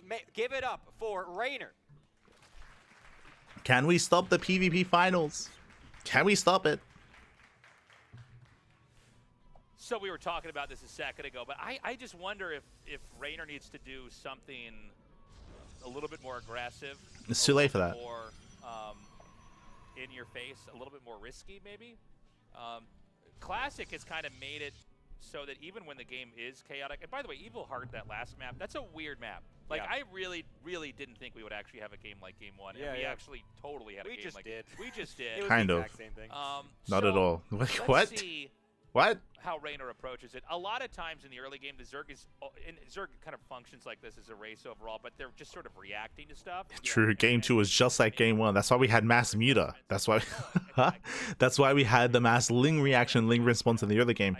So Game 2, the early to mid game was very different, but Reynor was kind of playing towards a longer game state. I say it's too late because I don't think that an all-in is as viable on Botanical. I don't know if it's worth trying to all in on Botanical, so that's why I'm concerned for Reynor here.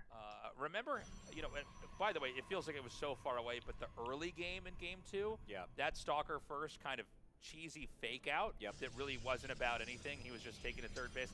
Maybe we need something like that from Reynor, even if it isn't a real threat or a real risk, just even creating the illusion of that.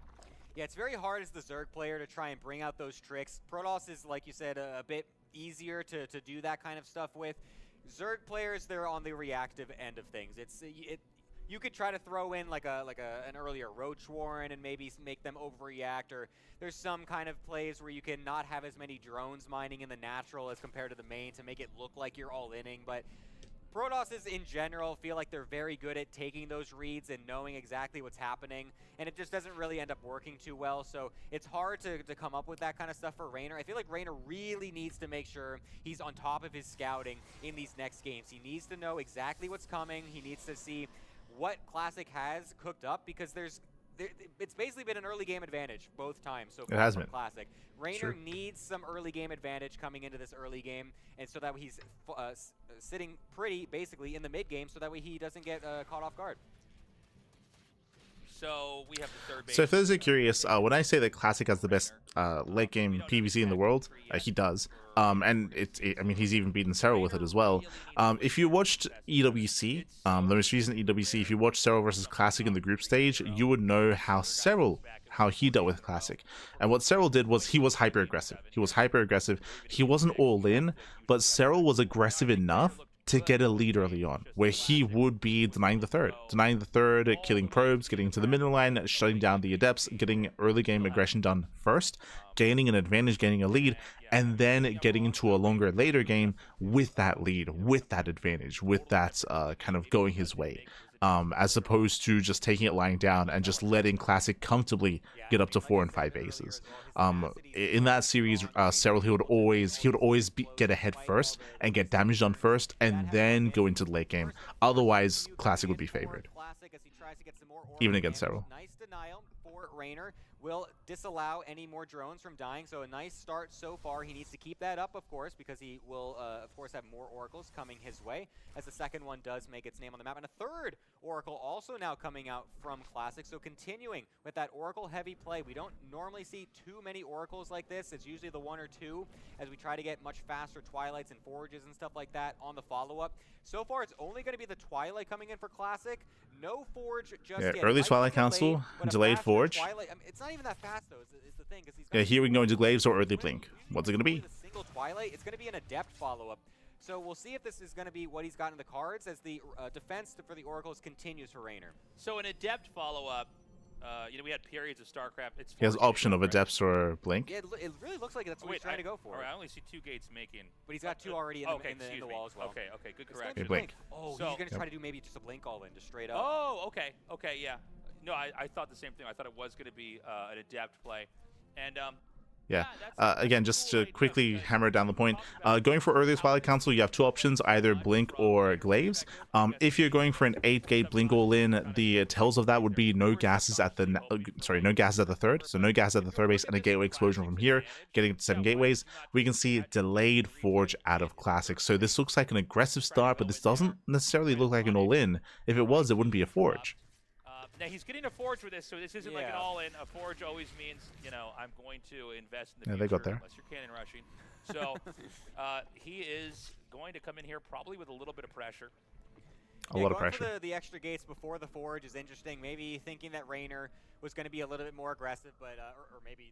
Very quickly here, what does this mean? So this means that if Reynor was going to go for an all-in, Blink would have been done to defend. It also means that Classic can look to cancel the 4th base with early Blink. That's the goal here. And speaking of canceling the 4th, that's why he's moving out. That's why he's pushing in. The whole point of going into early Blink like this is to force a cancellation. And you know, when you're this greedy, I think he might be able to poke this out. Okay, hold on. The hatchery's at half health. He's going to commit to keeping this. Ooh, he's done. Ooh. Okay. Oh, Stasis the goes stun, off. He actually freezes it. The Lings are going to just leave. There's attempts over here for some reason. And he's going to just kill this. Oh, Yeah, oh, he kills the does. 3rd. Sorry, kills the 4th. Attach off. My play-by-play is all over the place. just like those adepts. Yes. So he actually just pokes it out and runs away.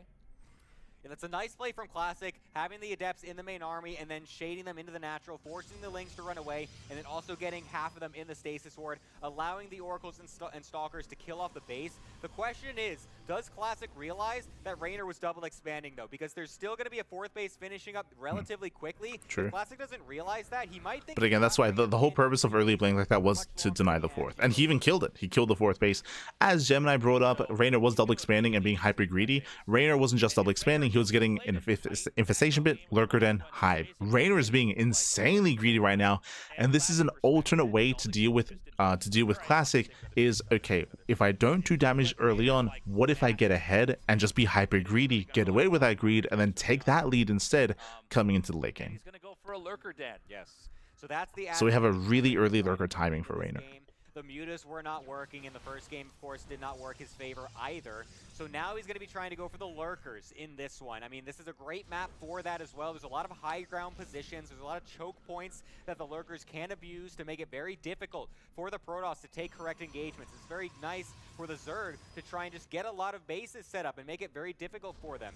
Protoss, of course, can still camp on those high grounds as well with plenty of cannons and batteries, so this is setting up to look like it's going to be another late-game slugfest for both players, unless Reynor really wants to try and just push the issue with a Lurker timing before Classic is really prepared to deal with that, because, again, I think Classic might not expect Reynor to still be in such a good economic... So pushing back against what Gemini said, the whole point of this build for Reynor, I believe, is to hit the Lurker timing. It's not to slow the game down. No, that'd be crazy. Like, I'm pretty sure the goal here, the purpose of rushing and being this greedy is to hit Lurkers as quickly as possible and to try to kill Classic as quickly as possible with Lurkers. And he's going for it. The top base is almost like a layer above in a way that's hard to like run down and save it. And he's going to Lurker push here. I don't know that this base can be saved. Yeah, Classic out of position. Expecting 2 fronts of this attack as the rest of his army is in the top. The Lings trying to come in on the right-hand side. But Lings delay, nice position with the Lurkers. The Hydras and the Lurkers can get a better position here on this 3rd base of Classic, and they're able to do a pretty decent job sieging this away. Classic not with a nice... He blinks in. Ooh, nice storms. Is not what you normally need to do, but the Stalkers are supported. Yeah, very nice storms. Nice blink out of Classic. Either, and Classic will defend. Wow. Damn, that was really well executed. He let all of the wall get chewed through and was really patient moving down. It's funny because he did look like he was ready for 2 attacks, and then it never came, so he just really carefully moved down. I think Reynor shouldn't have used those Lings that were running around to hit that. I think he should have pulled back out. But the result is that nothing really got done. Like, when you see attacks happen, you don't really care if you lose the buildings on the outside. You care about the Nexus not dying. You can just make those buildings again, right? The Nexus is still there. You're still getting money in. So what they're getting at, that was the build, like Reynor. That was the build. That was the timing. That was the whole purpose. Was that lurker push? That lurker push we just saw. That lurker push we just saw fail.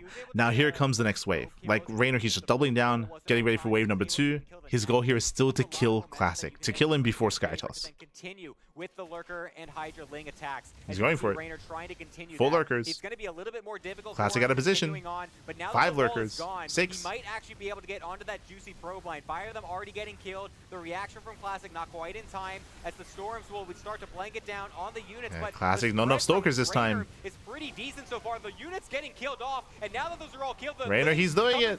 He's done it. Trying to kill this all off. Reynor might be able to just bust him right now because there's almost nothing on the ground for Classic. You know, it's funny. He did the first attack perfectly, defending it, but then there wasn't anything there to block that off. So then he just, you know, the moment the door was open, Reynor just ran it, and he's actually, this is so funny, he's running up and behind this expansion instead of hitting it from the front. And, you know, this one Immortal, it's taking a lot of damage. Jesus. This Immortal can kill off all of these lurkers, but it's going to be driven away by the Hydras and the Lings. I think this game's crazy. over. GG. GG. Yeah, it's a great adaptation into this third game. Able to make it work. Classic not expecting the lurker transition and the aggression from Reynor. That's what I was talking about. No early damage that game. Able to set the tempo from the start and keep it that way. That's what the Reynor that we can see when he actually has control of the mid and early and mid game. Yeah, it was crazy. Kind of. So, pushing against that, if you remember, Classic, he did well for himself killing the 4th base. Remember, he killed the 4th base, and Classic had the tools to defend. This wasn't Reynor, you know, like having like impeccable early game and then having a clean start and just snowballing out of control. No, Classic had the tools to defend, but we saw twice he was out of position. We saw that Classic was in the center base. His main army was in the center expansion, and I was hoping they could show a replay of that. But both times we saw the lurkers move in, Classic was not where he needs to be. He had to pull back and rotate all the way around. And by the time he did, he was taking a lot of damage, whether it was to the side defense, whether it was to the buildings, whether it was to the Nexus. So that was, 2 important moments where Classic was not keeping up with the army movement of Reynor. Otherwise, I would say he did have the army to defend against that, to hold, to defend, and to force a longer game and to get into Sky Toss, because Classic, he had the Fleet Beacon finishing up, he had the second Stargate finishing up as well. So very nice moves out of Reynor when it came to his build of choice, being hyper greedy and rushing into lurkers. That's on Classic for not being fully aware of the rotations of Reynor. GG. GG. Oh, and looks like they come to a break. Wait, what? Up next, Europe versus Down. We're cutting to a break. We're cutting to a break here, but thankfully, there we go. Thankfully, this was a really important game for Reynor. We spoke about it, but this was crucial for Reynor to start to fight back, and I appreciate that he went for a different kind of approach, which was hyper greed to rush into lurkers. And we'll see if he can keep this going, right? Momentum is now currently in Reynor's favor. The players have asked for a break. It's going to be a 3-minute break. We'll be back soon after these couple of minutes with the remainder of the series. See you soon. See you soon, Pappy. See you soon. And welcome back, everyone. Welcome back. We have returned. We've returned here with the remainder of the series. This is still the first series, the semifinals of the 2025 RSL Revival StarCraft League Playoffs co-stream. Classic and Reynor, they're currently mid-series. Here, and so far we've had a stronger start here from Classic. Reynor has begun the comeback. Reynor, he had a cheeky build coming into Botanical, where Reynor was hyper greedy, rushed into lurkers, and then went for a lurker timing to end the game before Classic could get to Sky Toss. And he was able to do so. We'll see if he can keep up the momentum here. Let's go. We're back on a map with some structure similar to Evil Heart in that it's like very tall, very narrow, but at the same time, yeah, I don't know if we're gonna have like a crazy long game when I look at a map like this. Or I feel like it's hard to predict at this point. Sorry, I'm getting ahead of myself. Let me introduce some players. Let's catch the game. Let's talk about Terran actually before we go to okay, in the top right in the red, make some noise for Classic.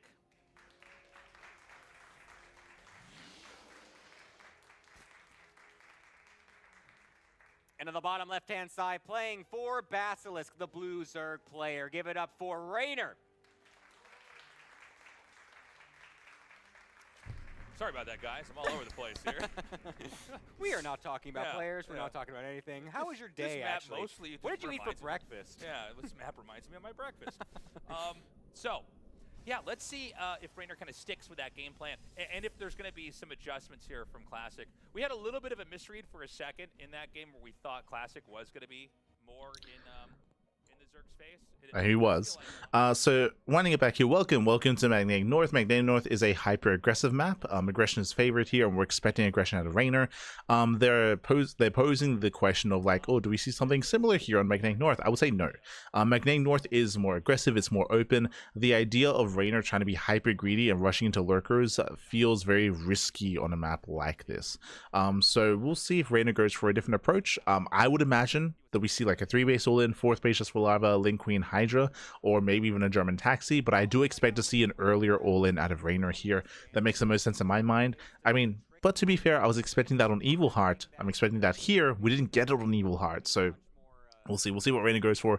We'll see if he does go for the all-in. We'll see how Classic opens up as well. We're expecting something more defensive out of Classic, or maybe something more aggressive. We'll see. Wants to continue with that style, having it working so well in that last one.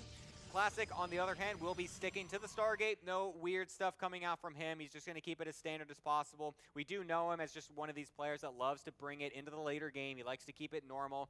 Every now and then we might throw in a couple of cheeses. And actually, to be honest with you, now that I remember, Classic versus Reynor, when they played in season number 3, where Reynor did win, Classic was bringing out a lot of those more interesting styles. He was throwing out some early charged auto-lins. He was throwing out some adepts, and it wasn't really working. So this time, where he's coming back to the more standard stuff that he's more used to, and he's found overall more success.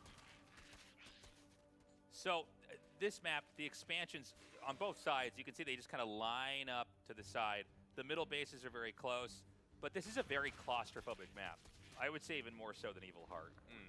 Yeah, it is definitely a bit of an awkward one.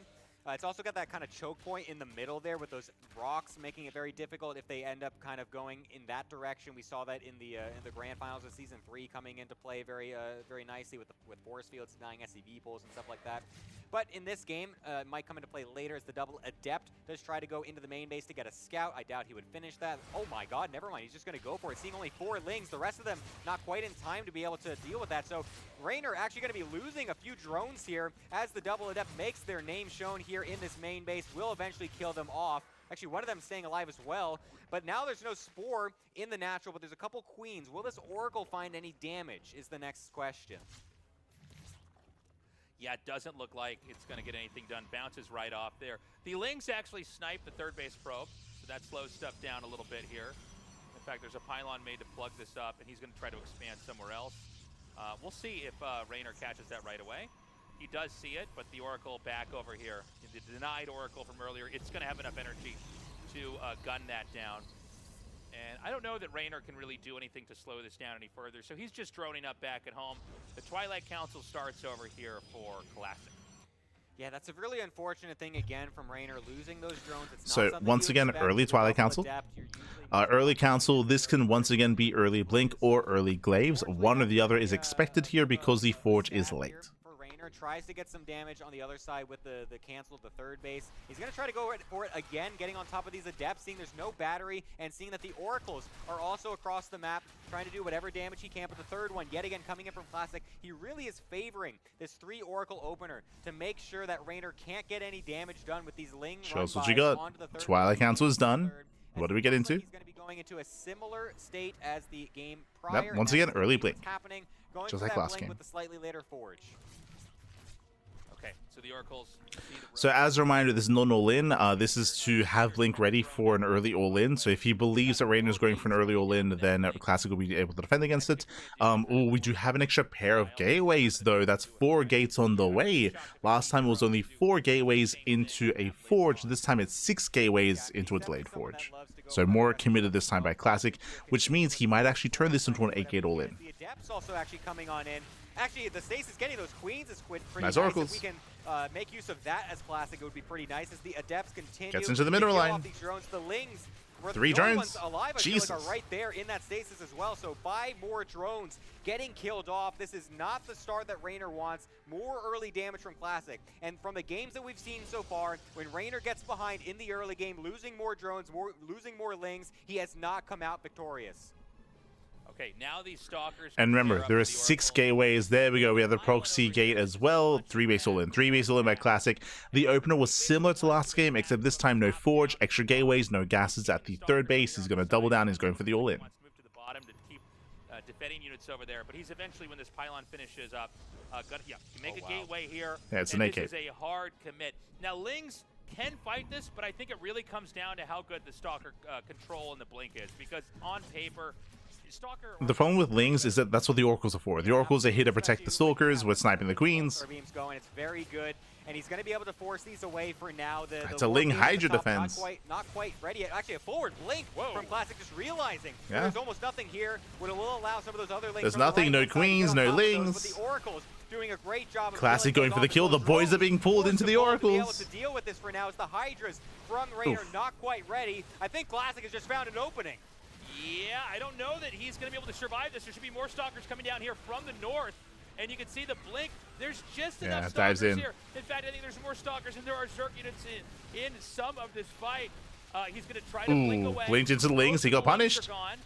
Actually, excuse me, there were more Lings there than I realized, but more stalkers come down. The Oracle gets blown up. Just one remaining. We have a couple more blinks away. And it looks like, honestly, these units are coming in pretty nicely for Reynor. It's so close. The problem is that he's lost 12 drones on this defense. This is not a clean defense by any means. He really needs to get some sort of momentum going in these fights, because Classic, despite the fact that he is going really hard, Classic's warpins were late. Late warpins, late reinforcements. He's still got a forge with +1 coming as well, and he could easily go for a 4th base if he wants to. A couple of Lings trying to make some havoc in the right-hand side base, but a battery there, an Oracle ready to be able to deal with that. Not going to be doing anything. Reynor trying to get some more Hydras and Lings. He's surviving, to defend this for now. We have the charge follow-up. Stalker count is starting to thin a little bit there. And Classic should overwhelm. He should overwhelm this position. Alive for now, but the next wave when these charge lots start to come in, I think it's going to be really tough. Yeah, if he can survive that, he'll survive this game and it'll go on for longer. Reynor's done a good job holding the Stalkers with Blink for now. I think Classic might have kind of switched up what he needed to do there. I think he was trying to blink into stuff because he thought he was snowballing, when actually he should have really been just kind of trying to sustain and keep that death ball going. Man, amazed that that Stasis Ward didn't actually get triggered there by those Lings, so that will stay there for now. Could actually come into play a little bit later as Classic continues. Classic's backing off. Focus fire down some of these. If he warped in another wave of Zealots, I do think that Classic would break that 3rd base position for Reynor. And that it's not But he's playing it safe. from Classic, but that's not really even something that he wants to see. He wants to see Classic continuing this attack, I feel like, because I don't know how he can actually continue into this late game. He's got 58 drones. The Lurker Den is not even close to being done either. This is going to be so difficult for Reynor, because honestly, this Zealot harass is going to start getting ridiculous for him. Okay, now the Zealots are just going to shred that hatchery. There's nothing to even contest this. It's going to be just the Broodlings left to try to fight that. Big victory there for Classic. In some ways, we were watching this tug of rope over here on this side of the map, not appreciating that that set up for a perfect 4th base takedown. Yeah, I love the way he's going for this. Yeah, taking that high ground base that's really in the same attack path as the side that he's going for. So he's basically defending this 4th base with the attack that he's constantly been doing on this left-hand side. And so the Lings really have to find a different avenue to get over here. We'll eventually find that, but honestly, this is just ridiculous from Classic. Reynor knows it. Classic is now on match point. Yeah, Classic really completely reinventing the approach to the matchup there. We kind of thought that's what we were going to have in Game 3, by the way. We kind of thought that was coming, and then he just went and kept defending. But, you know, I was on the same page as you, Gemini. I thought the Zealots are going to come with the army, and then we're going to see who wins it. Yeah, GG, well played. Again, this is a pretty common build, going for an AK 3-base all-in. This was very popular even a year ago, 2 years ago. We still do see it from time to time. Again, the opener was similar to last game, except no forge, extra 2 gateways. That was the sign, that was the tell. So you're going up to 6 gates very early on. No gases at the 3rd base into an 8-gate 3-base all-in with Mass Blink Stalker.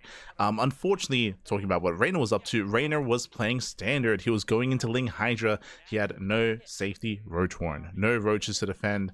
He was droning up, he was building up and trying to build up into a longer game. But on top of that, he was taking a lot of losses because the Adept Harass, the Oracle Harass, it was a really clean early game out of Classic, getting early damage into the all-in, which was the kill shot, which was the kill move. And remember, we expected to see aggression on this map on Magnetic North, but we were expecting aggression out of Reynor as well, and Reynor was not really showing any signs of hyper aggression, unlike Classic, of course. So that was meant to be Reynor's game, that was meant to be his map. Instead, we're going to be loading into Winter Madness, a much more defensive map. Classic. You can do better than that. We're off to a great start here in Game 5. All right, you take this one, man. And on the bottom right-hand side, he really needs some support right now because he is going to be on match point every game from this point on. It is the Blue Zerg player, Reynor. That's how it's done. Look well at done. Get out of here, Yeah, Chase. This is you're doing the boomer. intros from here on out.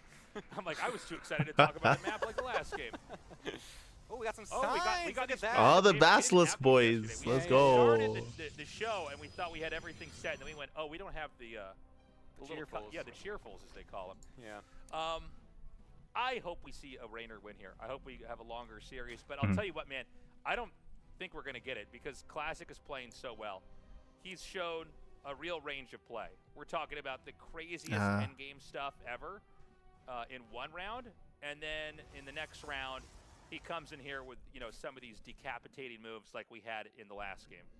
Yeah, he's really just kind of solidified himself in this nice series right here. I mean, we saw, again, like I was saying before, in the previous series in Season 3, he was throwing out some weird stuff. It was not what we normally see Classic. He's really coming back to his... So I'd push back against that.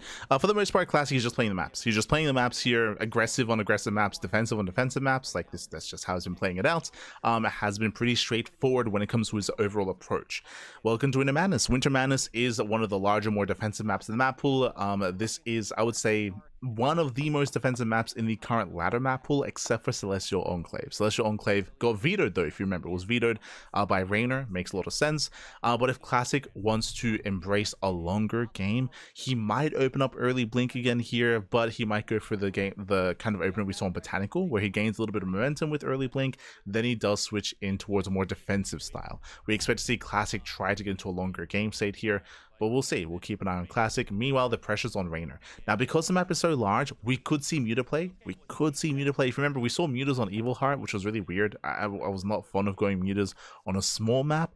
Usually going into Mutas on a larger map that does bode a little bit better, just because the bases are more spread out, harder to scout, harder to respond, harder to keep up with the Mutas themselves. There's more room to traverse. So Muta play is going to be an option here for Reynor. Otherwise, I do actually like the idea of Reynor maybe being greedy and rushing the fast lurkers again. I like the idea of going for that build for a second time. We'll see. So we've got the Adept coming in here now, doing a little bit of scouting. Nothing's looking crazier out of the ordinary so far. We've kind of cast this, match a couple times already, at least for the early game. And yeah, it's going to be a hard road ahead here for Reynor, who is looking again strong, but against a player that just seems to have all the answers. And in some ways, we're getting the conclusion to the thing we speculated about earlier on in this is like, Classic got to the RSL Final Four off of Protoss versus Terran, off of getting Psystorm really fast and kind of going for a mixture of splash damage is just sort of too hard to deal with.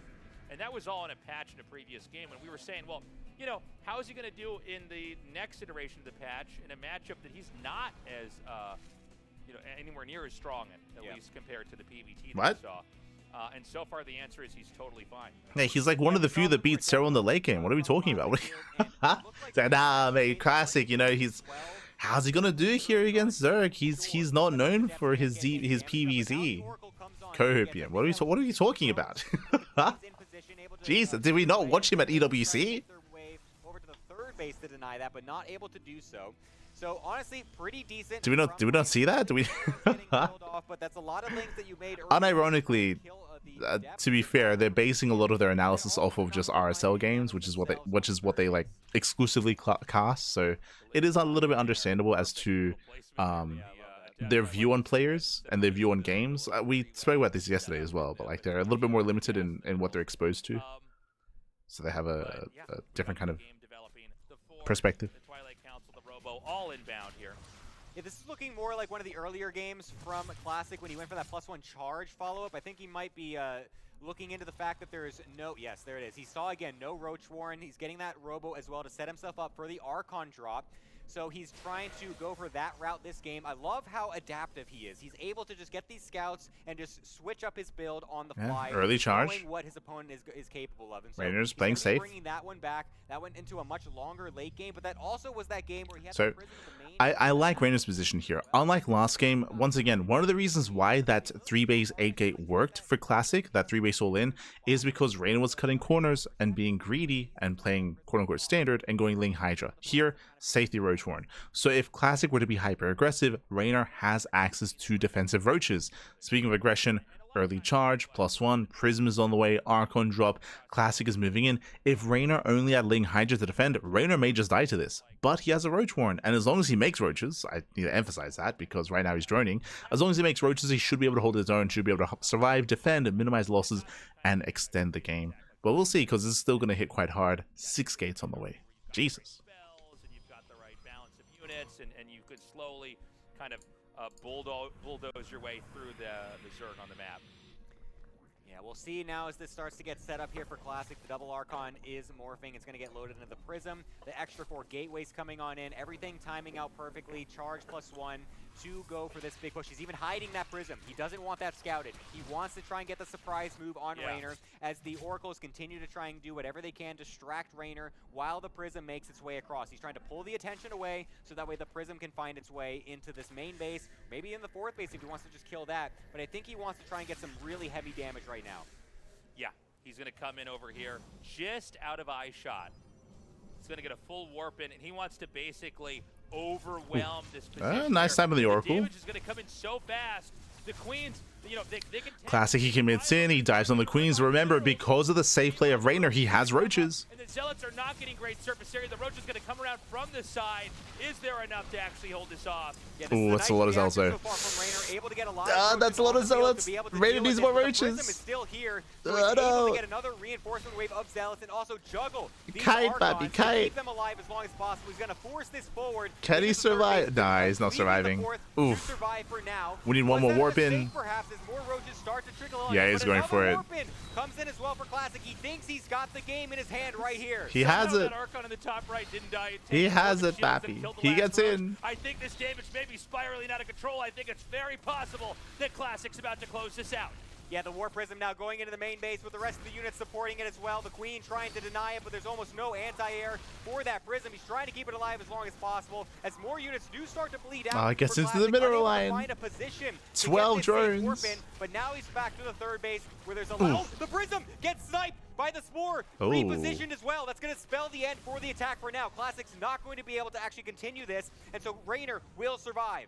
Now let's point something very important out here. The hatchery lived. Yes. The True. drones were really, actually there was a decent amount of drones killed there, but it's not the end of the world. And the Like, he's like, the hatchery lived, the drones. Oh, no, they died. But with that, Reynor does survive. Again, as you mentioned, Reynor, he was playing it safe. Unfortunately, Reynor barely didn't have enough Roaches, though. He barely didn't have enough Roaches to defend his 4th base. He tried to make a stand there. He lost his mineral line at the 3rd. If he had pulled away the workers earlier, if he had saved those drones, then he would be in a decent position. But here he's all in. Reynor, he cannot drone. He's not droning. He's not saturating. He's using his bases just for larva. Reynor is completely all in. He has to end the game with this push. Yeah, he probably assumed this was coming when he saw all the Overlords moving across the map. So this is a counter all in here. It's going to be Roach and some Ravagers with mass lings. If Reynor can swing this game back in his favor, he will win this. If Classic holds this, he's moving on to the final. Oh, a great first storm on those Roaches. The blink forward as well to try to capitalize. This is going to be so difficult. Drop for into the Reynor natural. to push up into this fight. A nice drop coming into Classic the right-hand responds. side. Nice Trying to storm. sway the Jesus. army and try to distract it, but that's it. GG. Classic able to defend. Reynor knows he's got nothing, and Classic will move on to the grand finals. Beautifully done by Classic. Can't say I blame Reynor for trying to do that counter all in. And, you know, the reality is Reynor had a choice to either play from like way behind or to try to do something decisive. It did not work out. Classic, I mean, that was a very, very one-sided series. 4-1. He is the victor, and he's going to be moving on now into the RSL finals. Yeah, GG, well played. I would say that Evil Heart was like the pivotal moment of the series. Like, Persephone, that was supposed to be a Classic win. Like, Classic was meant to win in Persephone, but for Classic to maintain momentum and take the game on Evil Heart, oh, that was brutal. That definitely kind of like started to foster a little bit of concern and worry for Reynor was him losing on Evil Heart. Reynor, he was less aggressive than I thought we assumed he would be. He had some successes and he had some nice moments in this series when it came to, of course, the game on Botanical, right? The game on Botanical where he went for the fast lair. Sorry, when he went for the fast fast lurker timing. It was very successful with that, and he was able to outposition Classic. That was amazing. That was beautiful. But we didn't really see that again. Likewise, we didn't really get to see any 3-base all-ins. Yes, Reynor went for an all-in this game, but he was forced into the all-in after sustaining damage. I think he wanted to go for a big Roach all-in regardless, but with an economy behind it, in a better position. Unfortunately, he barely didn't have the Roaches ready in time. We spoke about it, but he barely didn't have them. He survived the push. He survived the Archon Zealot push of Classic, but only after losing his mineral line. He still sustained damage. All right, thank you so much, guys. Let's go. Classic, congratulations. You've moved on to the finals, and I think with such a dominating performance over Reynor, I mean, you have to be the favorite. You won a couple seasons of RSL, and here you are dispatching. He has to be the favorite? 4-1. What? How do you feel after that? 일단 김도호 선수 승리 축하드리고요. 일단 첫 번째 질문은 아무래도 이제 시즌 1, 2 우승하시기도 했고 아무래도 이제 계속 지금 좋은 모습을 꾸준히 보여주고 계셨기 때문에 오늘 또 결승에 진출하실 가장 또 큰 우승 후보가 아닐까 생각이 들었는데 마침 레이너 선수와의 경기에서도 정말 압도하는 모습을 보여주셨습니다. 오늘 좀 경기 어떻게 보시나요? 네, 일단 오랜만에 한국에서 하는 경기여가지고 좀 긴장을 하고 왔는데 생각보다 손이 잘 움직여가지고 좀 컨디션이 괜찮았던 것 같고 레이너 선수가 잘하긴 하지만 저도 최근에 연습할 때 좀 저그전이 자신이 있어가지고 제가 실수만 안 하면 충분히 이길 수 있다라고 생각을 했습니다. Shout to Maddox.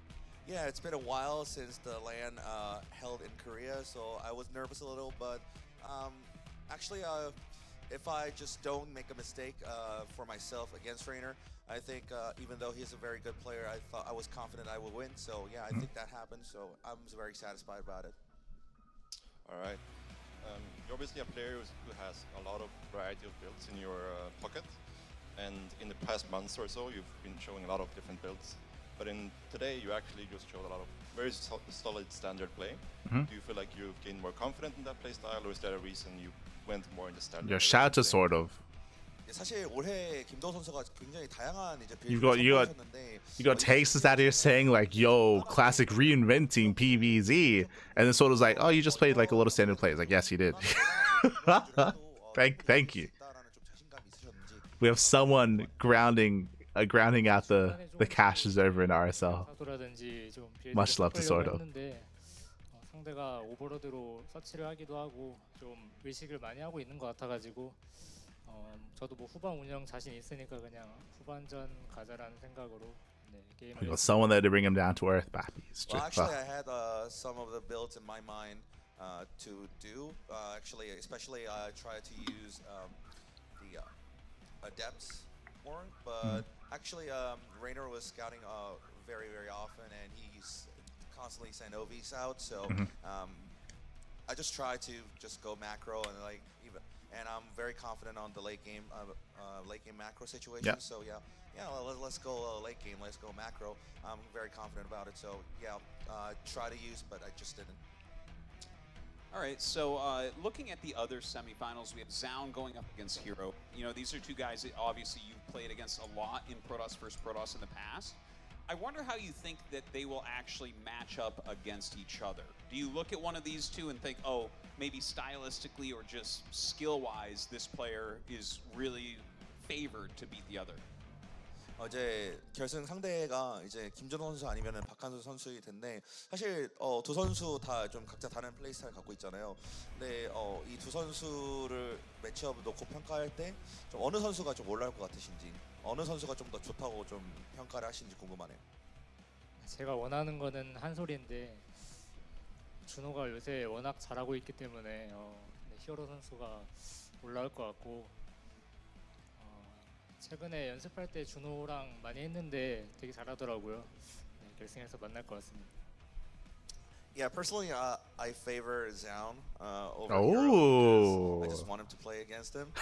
But that being Okay. said, Hero played really well in this practice and scrims against me. So yeah, I think he showed a very solid form. So I think Hero will advance to grand finals. All right. I had one more game-related question about, we've seen since the new patch a lot more Ultralisk play coming out from the Zerg players. And what does he think about that sort of composition compared to the more standard Lurker or Broodlord-based play? 사실 이번 패치로 I 인해서 좀 I 울트라 appreciate that he's asking a meta question. It's nice. I wish we had a little bit more of that. I appreciate it. 기존에 이제 후반 운영에 있어서 Because he's correct. Like, we are seeing more ultra play. 그런 것들보다 좀 울트라가 많이 나오는 Specifically ultra infestor with microbial shroud. 이 울트라 오늘까지만 해도 이제 오늘 경기 하기 전까지만 해도 이렇게 세다라고 생각을 안 했는데 오늘 해보니까 굉장히 세더라고요. 네, 앞으로 좀 울트라가 많이 나올 것 같고 저도 네, 좀 대처 방법을 잘 해야 될 것 같습니다. Well, I mean, until today, I didn't really feel that Ultra isn't that strong, but now I feel the power of Ultralisks. Now I'll need to prepare, find preparations for that. I'll need to find a counter. All right, great to hear. Thank you so much, Classic, and congratulations for going on to the finals. Guys, we're going to go to a quick little commercial break here, and when we come back, the second semifinals. Yeah, I think it's I think what Classic just said is a little bit telling just because of the region he's from. So this more heavy ultra infestor style has been a little bit more prominent amongst the European Zerg players. I'm talking about Lambo, I'm talking about Reynor, and several, right? I'm thinking about the Europeans more so than the Koreans, more so than Shin and Solar. Like Shin and Solar, they have been a lot more aggressive and a lot more active in the early game and the early to mid game. To be honest, I can't remember the last time we've seen Shin and Solar over the past month, maybe 2 months at this point, get into the late game against Protoss. It just has not been happening. Just has not happened. So I would imagine that Classic just hasn't experienced that much late game in recent times, and that changed here in this series against Reynor. So it makes sense for him to say like, yeah, I didn't think that it was too much of an issue, but like now seeing it, like it's like, oh, like this is something that I don't really have a lot of experience with, and I can definitely be a little bit more refined in my responses. That makes sense again, just because of the differing play styles. But I also want to emphasize, and I wish a question like this was asked, I also want to emphasize that the reason why we saw some longer games was because of this unique map pool for this tournament, which is not the ladder map pool, which is not the map pool for your standard online cup, right? Online cups, online tournaments, or just tournaments in general, typically just have the ladder map pool, right? Which does favor more aggression with maps like Tourmaline, with maps like Ruby Rock, right? These two maps that I just brought up, with maps like oh god, the other one, Tourmaline, Ruby Rock, and 10,000 feet. That's it.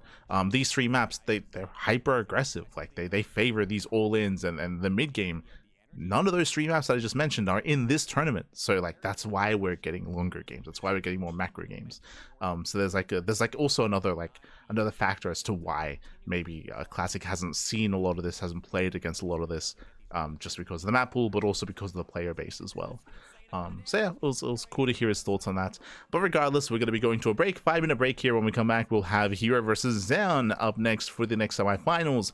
Bearing in mind that Reynor still has another series. Reynor, he is going to be playing in the bronze match. There's going to be still a third place match later on. But for now, we're switching to the PvPs, and there's going to be a lot of PvPs tonight, so get ready. It should be a shorter one though, to be honest. Should be shorter.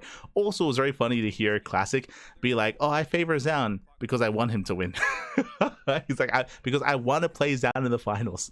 Por favor, papi, por favor. But we are going to be coming to a break. When we come back, we'll have Hero and Zan. See you soon. See you soon after the break.